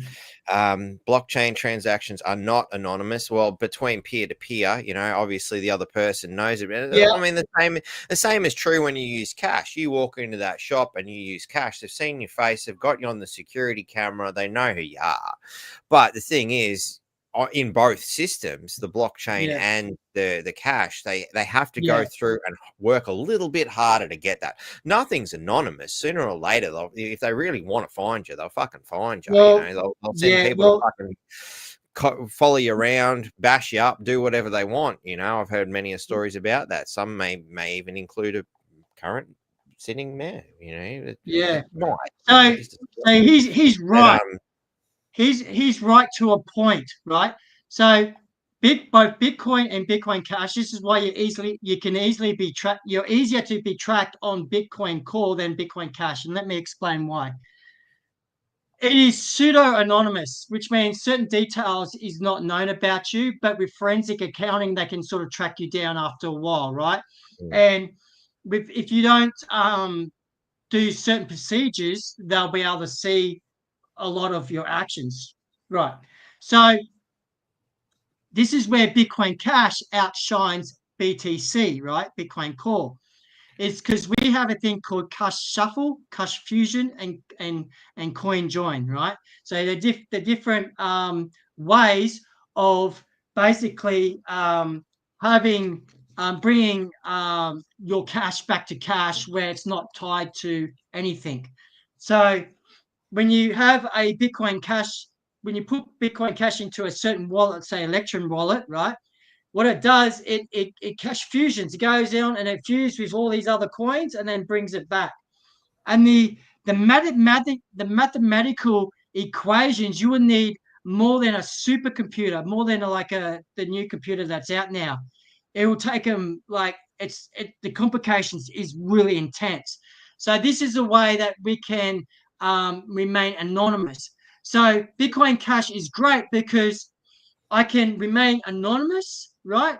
But for my business, I can have my transactions on the blockchain to make it easier for getting my tax deductions and proving that I pay for certain services. And this is why businesses like Bitcoin, Bitcoin Cash, and BTC is because they can have an account of record of what they've done, to prove things by the books, right? The Bitcoin Cash has got that element of it is where they've got the cash element because sending a transaction is micro. It's so cheap to send a transaction that you can shuffle your coins and have it come back to you as a brand new coin, cleaned up and washed up and all that in your wallet. And so you have that in a nice clean wallet where you only pay for certain things that you do not want to claim a tax deduction on. If you want to claim things on tax, you use your business wallet. If you want to just use it for personal stuff, you can just use your personal wallet. I think I went too deep, didn't I? I went too deep. No, dude, I've spent enough time with you that I've kind of grasped what you've just said. For some people, yeah, but for the more advanced users, they probably got that. And I get we've got a broad audience, so there's probably a lot of people out there that he's right because most people going on, but there's probably a lot of people out there that like we see like Frag and even Joanna. There's a few people here in the comments that directly they're clearly getting what's going on. So we do have to try and cater to those who are still green to the concept and those who have been playing with this stuff for a little bit, I think we've managed to get that down pretty well.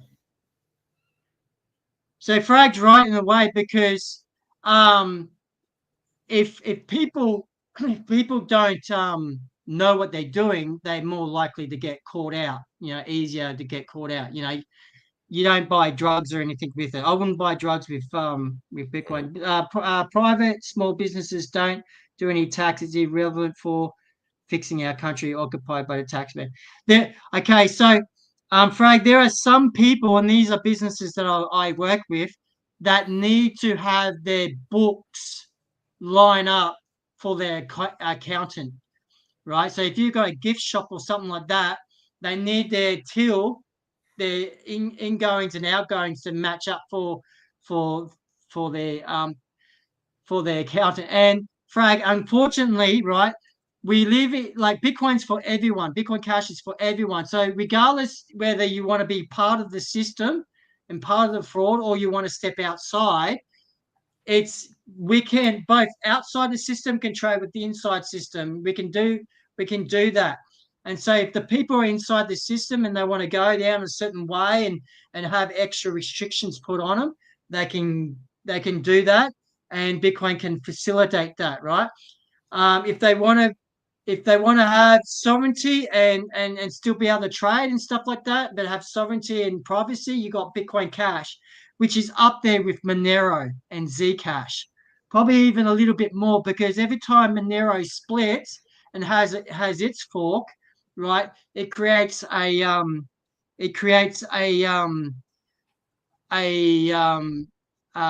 a moment where people can get revealed, right?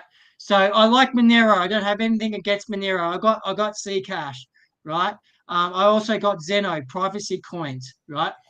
But Bitcoin Cash is the best of both worlds. You can be in the world and not of it, or you can be outside the world. You know what I mean? So it's got the best of both worlds. You can be tracked and you can be not so tracked. You know, untracked. I hope that And made sense with young yeah, Frag. I think it makes sense. Look, and to add weight to what Frag said here, I'm just going to drop this in the comments from Constitution Watch, and I'll bring this up so everybody can see it. So, good old Constitution Watch, Darren Dixon does great fucking work. I highly recommend you get over there and check his shit out because, wow, not only is a bloody good friend of mine for decades now, you know, he really does know his shit, and what he uncovered here is amazing because the Australian Tax Office went and changed this shit 24 hours after he released it. So Australian Tax Office, and we go through deduct all the bits and pieces. That's what they're kind of showing you these days, right? When you go check the details for the ABN. Now, sorry, I didn't mean to go back. I want to do that button. Now we go through and trading financial. This is what it looked like beforehand. He made this release on the Know Your Rights show, and it shows you a different side of the tax. So, ultimate holding for all companies. This is interesting. The Australian Tax Office linked to the Commonwealth Bank of Australia, holder a body corporate with this particular ABN number. Not sure which one that one is. BlackRock Investment Management, another body corporate. Quantum Corporation, again, another body corporate. Merrill Lynch, body corporate, New PHPTY PLTD and Tier 3 PTY Limited. And keep going. Hang on. Merrill Lynch Markets, Australia, Merrill Lynch, Australia, PT. Look at it all. Oh, finally, the Australian Tax Office actually has a piece of the Australian Tax Office. Isn't this interesting? The Bank of America. How many people are dipping into our tax dollars? This is fucking insane, The trustee for Patricia Holdings Trust, the trustee for Zarina Khan. Zarina Khan, that sounds like an Australian name if ever I bloody heard one, Hang on, Genghis Khan, Zarina Khan. I wonder if there's a relationship there. Apparently Genghis Khan, made sure he inseminated his seed into something like about at least a quarter of the bloody Chinese population, or that Asian Pacific, I believe. Actually, I have to check that. But, he got his dick wet many times. Yeah, and it goes on. Debtors restrictive, not applicable. So yeah. Anyway, just thought you guys might like to know how many people are dipping into the Australian Tax Department. Isn't that interesting? Well, that makes sense. Why BlackRock is backing a lot of the CBDCs and tokenizing people's property. It's like it's a web. A massive three-dimensional web of bullshit. And again, I want to point out to people that you want to go and have a look at, Wolves in Sheep's Clothing, which I've posted as a PDF on my Telegram page. It's the only place I know that do that. If you're struggling with Telegram, you want a copy of it, just shoot me an email. It's for free distribution. I'm happy to share that with people. I highly recommend you read that. It is an amazing book, and it really, not only in the banking sector, but so many other elements of our society, this horrific web of bullshit artists and con artists that are fucking the world over. So we've completely deviated at this point, but it's all relevant. Everything we've discussed. It is relevant because people ask me, why do I do what I do? Is I sniffed this out many years ago, and then it started happening before my face. And so when I first got into Bitcoin, it was because I could see the demographic cliff. We're not having enough children to sustain our population, right? Is having the same problem. Japan's got the same problem. China We needs have, yeah. And so I was seeing a financial collapse coming down the pipeline. I didn't know when, but I just knew it'd be some time. And so when I heard Bitcoin for the first time on Alex Jones' show, InfoWars, I was keeping my eye out, and eventually I found it on Coinbase, and I bought my first Bitcoin from Coinbase, and I paid GST for it and all that. So, so I've so I'm and then all we've lived through the last 20 like the last 5 years. It's amazing the quickening that's happening. And so I took 2 years off to basically put my hand to the plow and try and build up a resistance force. So we've got people, we've got activists, we've got people that are smart, like the know your rights guy that does all this crazy intellectual stuff in behind the scenes stuff, and you've got great people like Genie and stuff like that that does things with the fluoride and all that sort of stuff. But who's taking care of the finance side of when everything goes and we're not allowed to buy, sell, or trade or do anything right without the mark? What are we going to do? So this is where I thought I'll play my part in building an ecosystem, a parallel ecosystem where we don't need to take the mark and we can still buy, sell, and travel and trade however we want, because God made us, right? And Caesar's not my God. And so just because I was born on this piece of land, right, and he's the emperor of it, doesn't mean I'm his subject. No, I don't. I refuse to be that dude. So I thought, what better thing is if I can work on just creating an economic ecosystem that's not only relevant for us here in Townsville, but Australia wide and even international. Because you can use this anywhere in the world, anywhere on earth. You can use this, whether it's buying beans from Uganda, right, supporting the farmers over there, whether it's supporting the truckers in Canada, or maybe it be you where you can't buy groceries because Maddie said something wrong on a podcast, and the feds come to his door and basically kicks the door down, takes everything and confiscates anything, and what's he got to live on? You know? So he and as long as he's got his seed words to his wallet, he can just get one of these and go boop boop boop. Yeah. So you Don't want show your something like secret. this? Yeah. No, it's an Don't show. empty one. Yeah. It's okay. It's an empty one.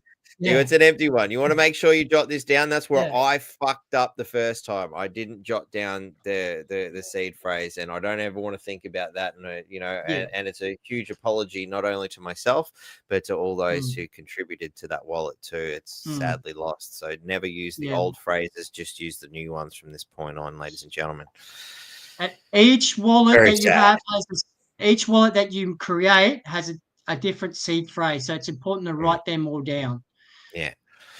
Yeah, definitely, because it that's the backup to losing your wallet, and I've lost a wallet with money in it physically in the past, and I mean, but that wallet I don't mourn so much about, because I think the value of the wallet is probably worth more than the money that was in it at this point, because I lost that wallet 25 years ago. Losing a Bitcoin wallet, it's like, fuck, I don't even want to think about what that's going to be worth in time to come. That's a real kick in the pants. Yeah. I remember paying for rent before paying for rent, and I was paying half a BTC for rent here in Townsville, right? That guy sold his coins and got his teeth done and all that, but he'd be a multi-millionaire now. I stayed at his place for 6 months and paid half a BTC. That's Bitcoin Core. That's the one that's 147,000 or what it is. Yeah, 158,000. Yeah, that dude. Yeah, 162. Sorry, 162,000. It just changed. Yeah. And if he just kept one or two coins, he would have a house. Boom. There is a real estate agent. I can't pronounce his name. Aderio. Um, um, it's No he's a real. idea. Adalio. Emilio. Mm. Armadillo. Oh, Oh, a fuck. Meadow. Yeah. Yeah, I Yeah. did. I did the designs for him. Yeah. Yeah. Well, he's I, got a real estate thing, right? You can sell your house, mm.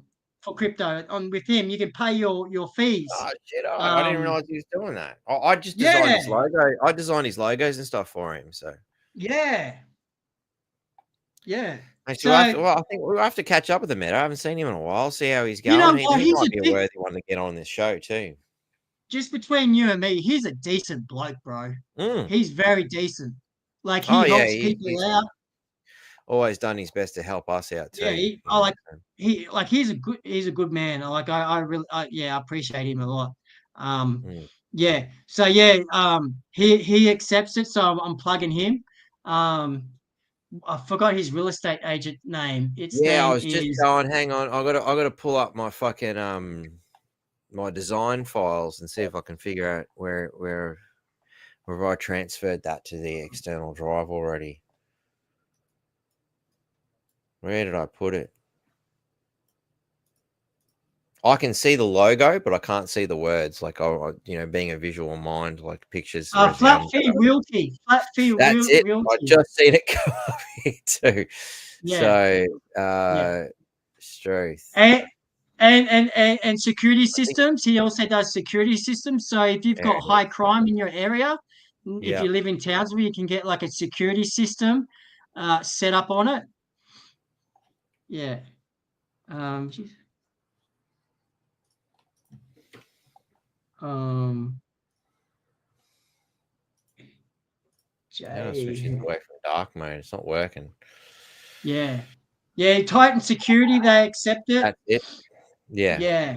And Realty. And he does a great service. He'll sell your house for cheap for something like Mm. 6,500. No Yeah, I did, commission. That's did an just it. ad design for him too, and should quickly Mm. drop. But he's one of those guys that like yeah, he's a good fella. I rate him. He does a lot of community work and that. I saw he'd give away stuff during the COVID stuff when people were battling. He was helping people out, and he did some Yeah, well, giveaways and he offered his workers money to not get jabbed. true. Yeah, Wow. yeah. He's like, no, the government's trying to fucking go against you. Fuck that. I'll pay you not to take this shit. But Damn. amazingly, like the fear factor got a lot of people, and he was, correct me if I'm wrong, Meadow, if I've got this wrong, but as I understand it, unfortunately, a lot of his workers were too brainwashed and actually accepted the jab, even though he was offering to pay them not to get it. So, Yeah. Well, we've got about 3 years. I reckon between now and 2027, we're going to see some huge die-offs, and that'll be used for some sort of thing to bring out yeah, because there's they the do have logo. their agenda. That's the logo Yeah. design I did for him. Oh, actually, hang on. Yeah. There's supposed to be a pathway. There's a pathway one. Sorry, I did that many versions of it. Give me a second. On that one. There's a pathway going up to Yeah, realty. there it is. Yeah. That's the That's a proper decent version. logo, man. Thank you. Mm. I did about fucking, I think about 20 or 30 different designs before we decided this was I just smashed a whole bunch of shit together and gone, right, which one do you like? And this is the one that Yeah. he decided he liked. He didn't It like the gives me pathway at first, but he's more of a yeah, businessman than an artist. He didn't realize that was a pathway. right. Yeah, because it's got the pathway because it sort of doubles as a signpost for a realty Hmm. signpost. Well, he said he Yeah, wanted it as a long sort of a thing because that was like he wanted to sort of hammer it through on those kind of that shape. So I designed the mm, logo to the shape that he asked for, mm, mm, and it works well because the other, looking at this from a design perspective, if you were to grab the whole layer and, move it, actually, shit. Anyway, for the sake of argument, we move it over, and we want to fill the screen. We can actually now put in, like the picture of a house and some other shit here. Yeah. You can fill it in really well. It's a really nice side piece sort of thing, Yeah. whether you go that way or go that way, and these are the things you got to think about when you're designing stuff. How is it going to be used? What's the best way to apply it in multiple factions? Are we just promoting it as a logo in itself that's going to be on, a billboard with that kind of shape, or when we're thinking about like a television commercial, we can have it on the side here and then fill out this space here and things like that. So that was the thought process behind that particular design. Wow, that's creative, man. So yeah, and anybody who's running a business and wants to some design work, here's a perfect example of how our little community of freedom lovers has worked together. I've provided this logo, and Jason's come in and set up Bitcoin for them, and we're all working together in our own little freedom world. We are working. That's the key to it. Working together. We're not socialists. We're not waiting for somebody to come to our rescue. We are working to get shit done and helping each other out. Something I found interesting about the the Freemasons and all that sort of stuff is when you're in their Freemason group, they all support each other and they promote each other and do that sort of stuff here. And I'm not saying that we're the cult or anything like that. I'm not saying those sorts of things. We're not hiding behind closed doors and making people do weird rituals. So no, we're not rain dancing or anything like that. But I think it's time that we stand together or we hang separately, and we really need to start pulling the trigger now, because it's going to take a while for us to get really organized, and by that time it'd be happening. Like, we're going through a little bit of a quiet moment at the moment, and they're doing stuff behind the scenes, but something will pike up because we've got a lot of cause and effects that are about to come home in the next few years, right? And then you got the Agenda 30 coming in. So we really need to start trying to find out who's our teammates and what our giftings are, and supporting our merchants and our service providers and our people that labor in the fields, our different industries and stuff like that, the podcast, those are attending council meetings and that sort of thing. Because if we don't use it, if we don't use what we've got, we're going to lose it. If we don't use, So that's why I'm doing what I'm doing. Yeah, well, that's it. We got to find what we're good at, what we understand, what our calling is, and listen to that and work with it. And I just want to bring in what Frag Pinball said here. He said it quite a while ago, but person's wrong world. Definitely, you do not want to be the person, because that is putting the physical person into the realm of a corporate entity, as is stated here. You are a living flesh human being. Of course, you try and write that stuff to fucking idiots at the council who have no comprehension of how the law really works. They don't really get it.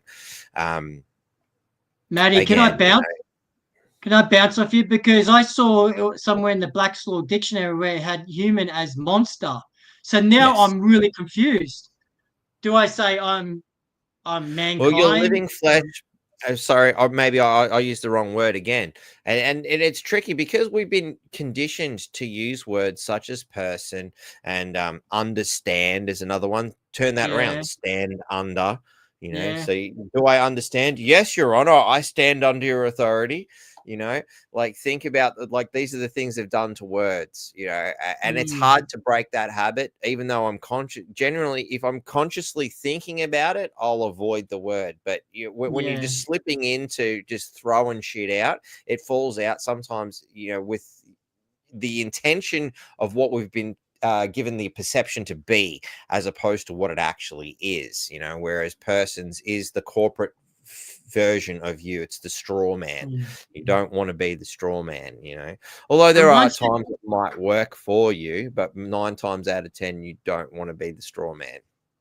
and when you make that slip up, that's it. You're done. They've got you in Yeah. handcuffs. Hey, how many times have we seen people like just make that one slip up and then boom, they Yeah. got them? You know? Thank you. You've confessed to what we wanted you to, life imprisonment.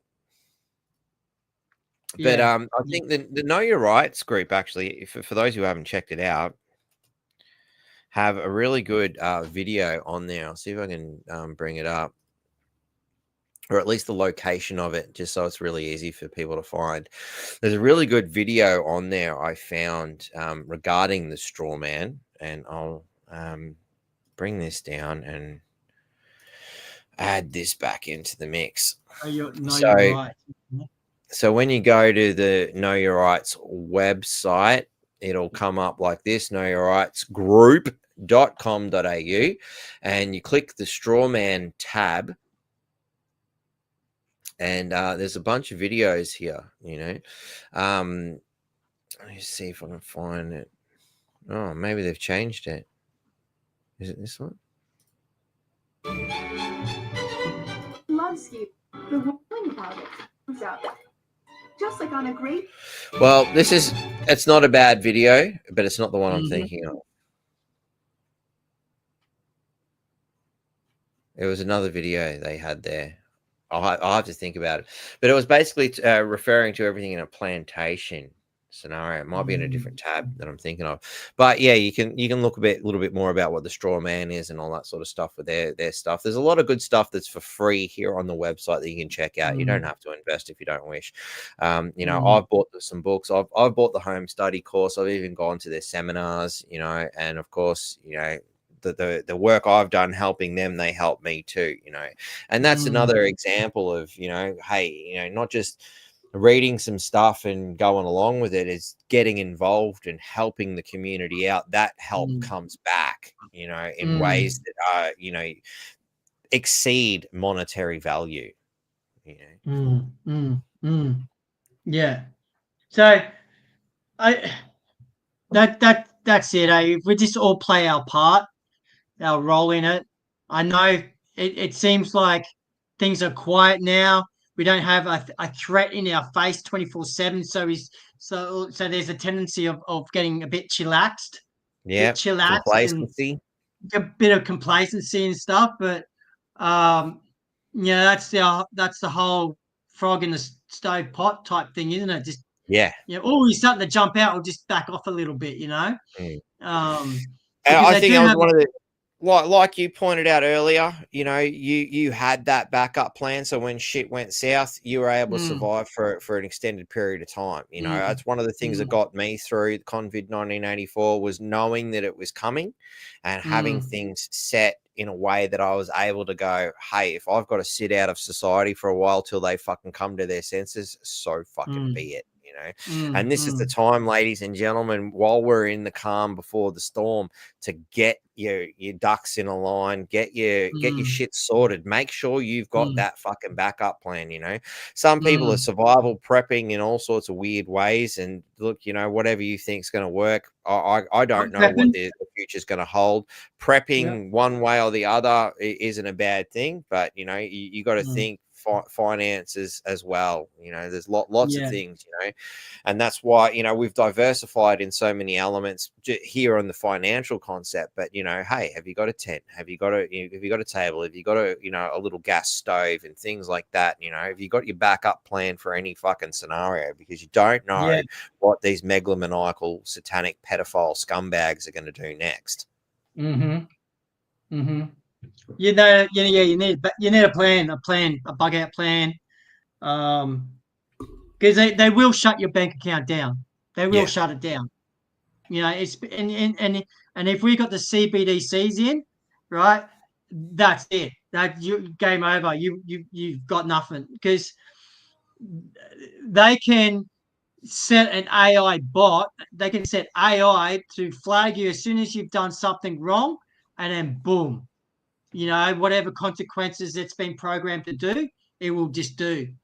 So, like I told Matt the other day, one of these large prominent businessmen who has multiple shops, he said to me, Jason, it's about less than 5%, about little bit less than 5% of our trade is done in actual cash, like cash. It's all done by pay wave now, Yeah, right? which is giving And banks an insane amount of power. so do this as the next experiment, viewers. When you go and pay for some, do they ask you for cash anymore? How would you like to pay, cash or card? No, they just put a thing out in front of you because they just think, boom. And so this is we're swimming against the tide here by rebelling, by keeping the cash system alive or using crypto as a payment system. And I encourage both to use, because it will at least slow them down a bit. If there's still a demand there, it will slow them down. Because once these boomers go, and part of the Gen X's and stuff like that are like that, they'll bring it in for sure.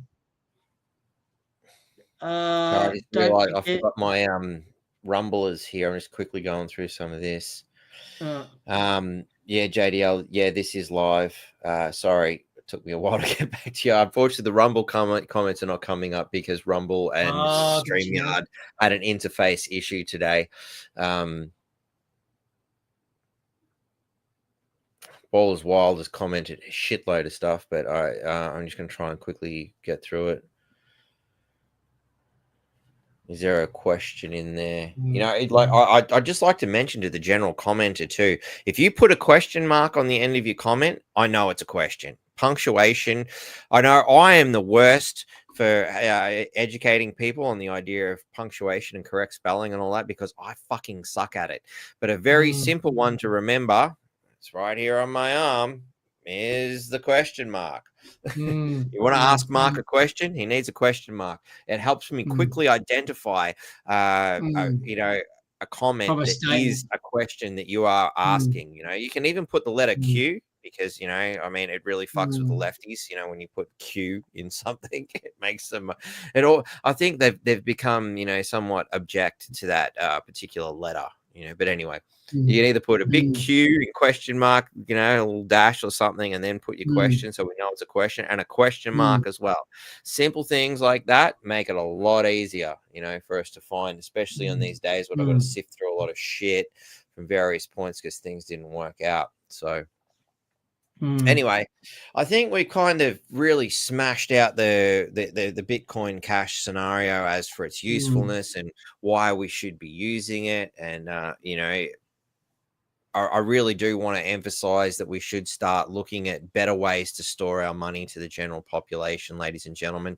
In the description, you'll find a link to the Bitcoin Cash setup for here at North Queensland Freedom Network, as we are big supporters of Bitcoin Cash.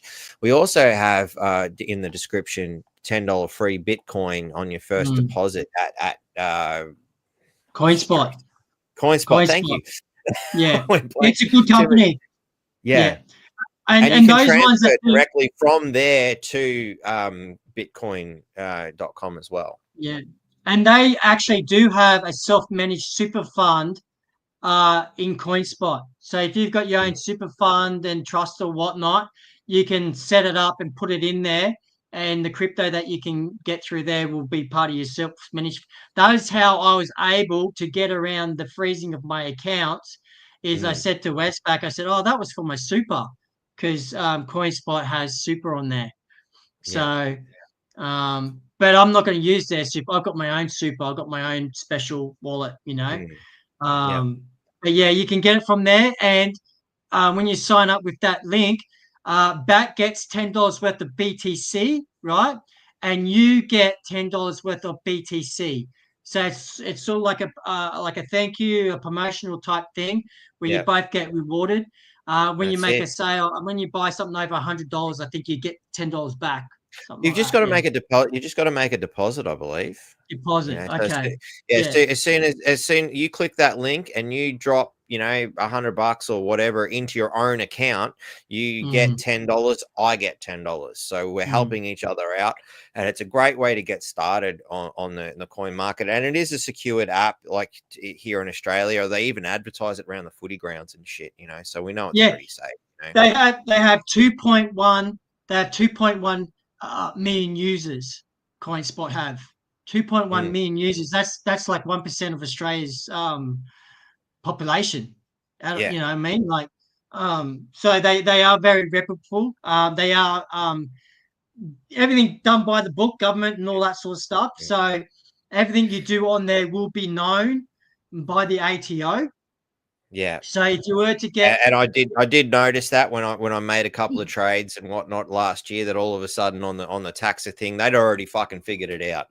There was no opportunity to not declare or to declare. They had their dick in that pie. Yeah. So what you do is you got to keep it in a. If you take it offline, and I should suggest is particularly if you buy Bitcoin Cash, to take it off and put it into your wallet that you can take self custody of it. That way, if something happens like a cyber hack or something like that, your coins are safe, right? Take self custody of it, but have it in a separate wallet. So I've got a wallet called Bitcoin CoinSpot wallet, right? So I know the government knows about these coins. The government knows about them, right? And so what I do, CoinSpot and been put into that account, so you don't get your coins mixed up with things they don't know about. Yeah, so you keep everything separate. So if you buy something from the exchange, put in the CoinSpot wallet that you create on your self custody, and that just keeps everything untainted, uncross contaminated, right? So you've got your libertarian coins, your cash, and then you've got the coins that the government knows about. Now, if you hold on to those coins for over 12 months, right, the capital gains tax lessens by half. You know, it halves, because if you buy Bitcoin Cash or Bitcoin and then transfer it into XRP or Australian, they think that you're a trader. You're not a trader. You're just a user, right? So keeping the those best coins, thing is to hold on to it for a little while. Hold on. Best thing's to hold on to it, or go to a shop that accepts it as is for coin, right? Like our 147 merchants. Because you are paying for something that hasn't got Caesar's face on it, right? It's not a taxable event because you're not converting into Australian dollars, or you're not converting into another currency or something like that. So if you want to stay out of being tax problems, you have your crypto and you pay for it in crypto. Okay. Yeah. I hope that makes sense. If I went to Batty and said, thanks for the artwork, Batty, here's a gold coin, right? I give him that thing. It doesn't have the queen. Well, this one does actually, a bit bad use. If I use this one here, was just spot. It's just metal. That's all it is, right? And if I give that, and I go, there you go. There's nothing to tie back to any place of authority from the government or anything like that. Out of their system. So I think we'll wind it up here, man. I think we've definitely smashed that out. I'll just remind people that we also, if you want to trade in stocks and whatnot, which is something we're getting into here at North Queensland Freedom Network, there is a link in the description, or you can use the code MARKB228 when you sign up there. And again, just like the Bitcoin Cash scenario or CoinSpot scenario, you get 10, I get 10. But the beautiful thing about this one I noticed too, because we tested this out beforehand, once you've made that transaction into your Australian account, you can then transfer from the Australian into the American Wall Street thing.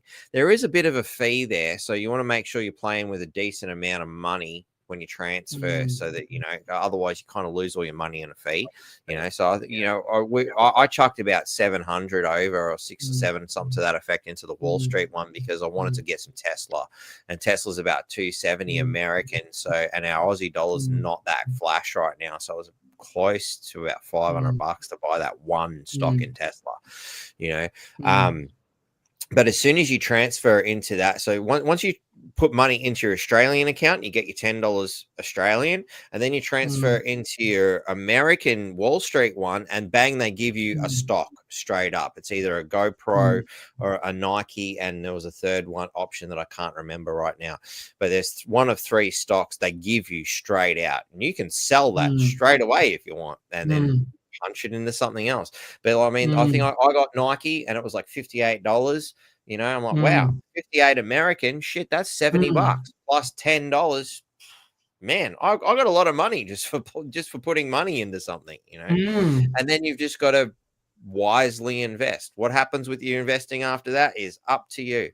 But yeah, this stake one, fuck man, I highly recommend everyone jump onto this one. And you know, mate, when you do it, I think you've got about 24 hours to fuck around. So make sure when you do it, you're committed. You've got right, cool. I've got 500, 600, 700, maybe $1,000. You know, that I've set aside, I want to play with here. You know, it probably sounds like a lot of money to some people, you know, to others, it's fuck all. It depends on how you look at it. But don't invest if you don't want to put yourself at risk. You know, like it's just like any gambling option. You know, you don't gamble what you can't afford to lose. You will. I don't think you'll ever lose it completely. And when you lose is when you panic and do something dumb like, "Oh, the stocks fell, quick sell." No, you don't do that. No, let them fall. You know, and sell. Yeah, high, I low. bought some stock, Chinese stock, and as soon as I bought it, it crashed. Just my luck. Yeah. Man, it took 2 years for that stock to come back, right? But you held it? I held and it, you held it? Yeah, good. I held it, yeah. I held and it. And it bounced back eventually. It bounced back eventually, but yeah, it looks like I bought out a peak. But Yeah. I don't trust the Chinese stock market anyway, so yeah, I wouldn't. yeah, they lost 40 banks just like this week or something like that. 40 banks went bankrupt. Fuck. Yeah, I didn't know that. like major banks, big, like one was in like the top 40, like bank, like yeah, big bank. Yeah, it'd be like ANZ going under. So Insane. Yeah. Which I yeah. believe ANZ's actually down at the moment. Might be a good time to invest. And I'll also point out something I realized. Your 4 major banks actually pay out dividends, ladies and gentlemen. So while you're on to the idea of this stake, perhaps, you know, that's something to invest in. But you need a minimum of $500 plus the fees. So if you're going to buy into, say, the Commonwealth Bank or any one of them banks while they're down, make sure that you've put in about 550 just so that you've got enough to fuck with, and just buy what you can deal with in that, you know. That's my quick little learning curve that I've discovered. I bought 500 worth of Commonwealth because I figured, well, they are actually one of the highest there, and they pay out dividends too. And for those of you who want to look a little bit more into the understanding of, you know, freeing yourself economically, I recommend Robert Kiyosaki's website, richdad.com. There's a wonderful little game you can play for free there. Oh, really? Richdad.com. Yeah, great. Haven't you seen that one? No, bro. We're teaching each other. I love this shit, you know. The combined power of consciousness. richdad.com. So like his big claim to fame, he wrote a book called Rich Dad Poor Dad, where he talked about his own fucking life, where he talked about how he had 2 dads, a rich dad and a poor dad. And you know, his rich dad was actually his friend's dad, and his poor dad is his own dad, you know, because his own dad had poor thinking. And it's not that he was a stupid fucker, you know. His own dad was a well-educated man, degrees coming out of his ass, taught at school, but didn't have rich thinking. He had poor school thinking, you know, which is why I continuously refer to these places as socialist indoctrination centers, is because they 9 times out of 10 don't really teach you good shit. So yeah, escape the rat race. So at richdad.com, I'm going to chuck this one into the description, you know, because I want you fuckers out there, you beautiful people out there, to learn how to look after yourself. And this is one of the things we did during COVID 1984 was to learn how to start looking after ourselves a bit better, you know, and I wish I had done this decades ago. But yeah, as you can see, play now. Play for free, escape the rat race. Start by playing Cash Flow. The game is called Cash Flow. You can actually buy it as a board game too and physically play it with people as well. It's one of those things I'll probably get around to do it. But yeah, he's got a whole wealth of things you can find. If you know how Pirate Bay works, for instance, you might be able to acquire things for free. I wouldn't suggest theft, but look, at the end of the day, you may be able to find it there. But you can play for free. Straight up, you know, and this is what you know, it's email and all that crap. I'm not going to punch all that shit in right now to show you how it works, but it's a board game. It's similar to Monopoly, but it does not take all fucking day, which is what I hated about Monopoly. And read the book Rich Dad Poor Dad, because he goes on about Monopoly and all that stuff as well. But this game is one of the greatest learning tools I think you can get a hold of. You know, it's free, it's easy. Yeah, they may mail bomb you a bit, but you can get rid of that. It's easy done. Go and have a look at it, ladies and gentlemen. Get your head around these things. Start to work it out. And boy, it really changed my perspective on things, because the fundamental principle is we all live within our means. You know, whether you're a doctor, whether you're a janitor, the doctor may have a fucking mansion and a fancy fucking car, but he's still paying out the same in percentage. You know, like he may not, he's not spending, if he's got poor thinking, he's spending all his money. He's not investing it wisely. Even if you're a janitor and you got a shit box and a tiny little fucking house and you got nothing to write about, it didn't matter what job you had when you played this game.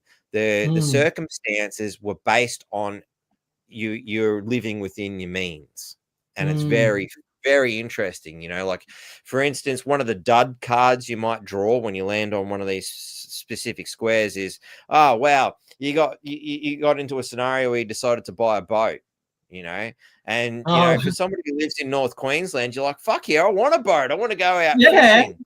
I know guys have done that. Yeah, buying a boat means bring on another 1,000.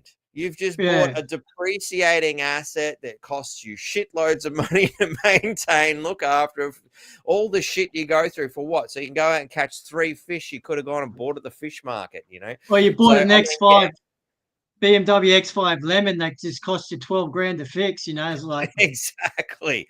So, you know, once you play the game enough, you start to realize buying a boat, bad. I don't want to fucking buy the boat. No, I can't get out of the fucking rat race. I can't win the game. You know, the whole idea is to get out of the fucking rat race.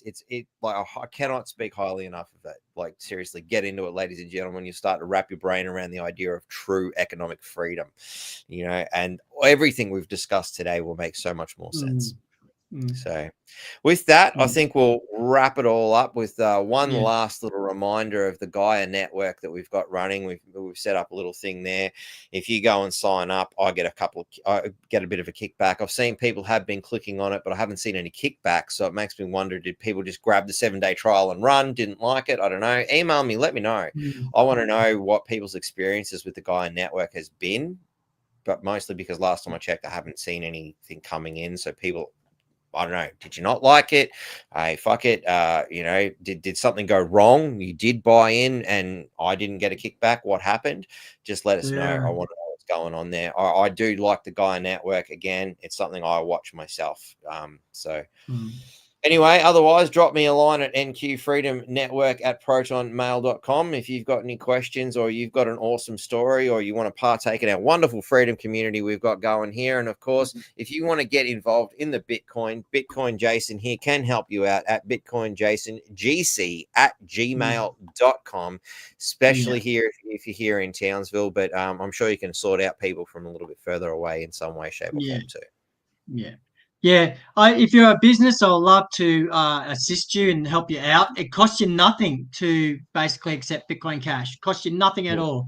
No bank fees, terminal fees, anything like that. It's just peer-to-peer. So it's like someone actually paying cash, but it's straight from one person's digital wallet to your digital wallet. So I just do it out of love because I'm building the Noah's Ark of a parallel economic financial system. So I love to give you a hand and get you on board and put you on the maps. The maps are a great way of letting Yeah. other people know, Brilliant. not just ourselves, but tourists. Tourists come in from overseas. They don't want to lose their purchasing power and conversions fees.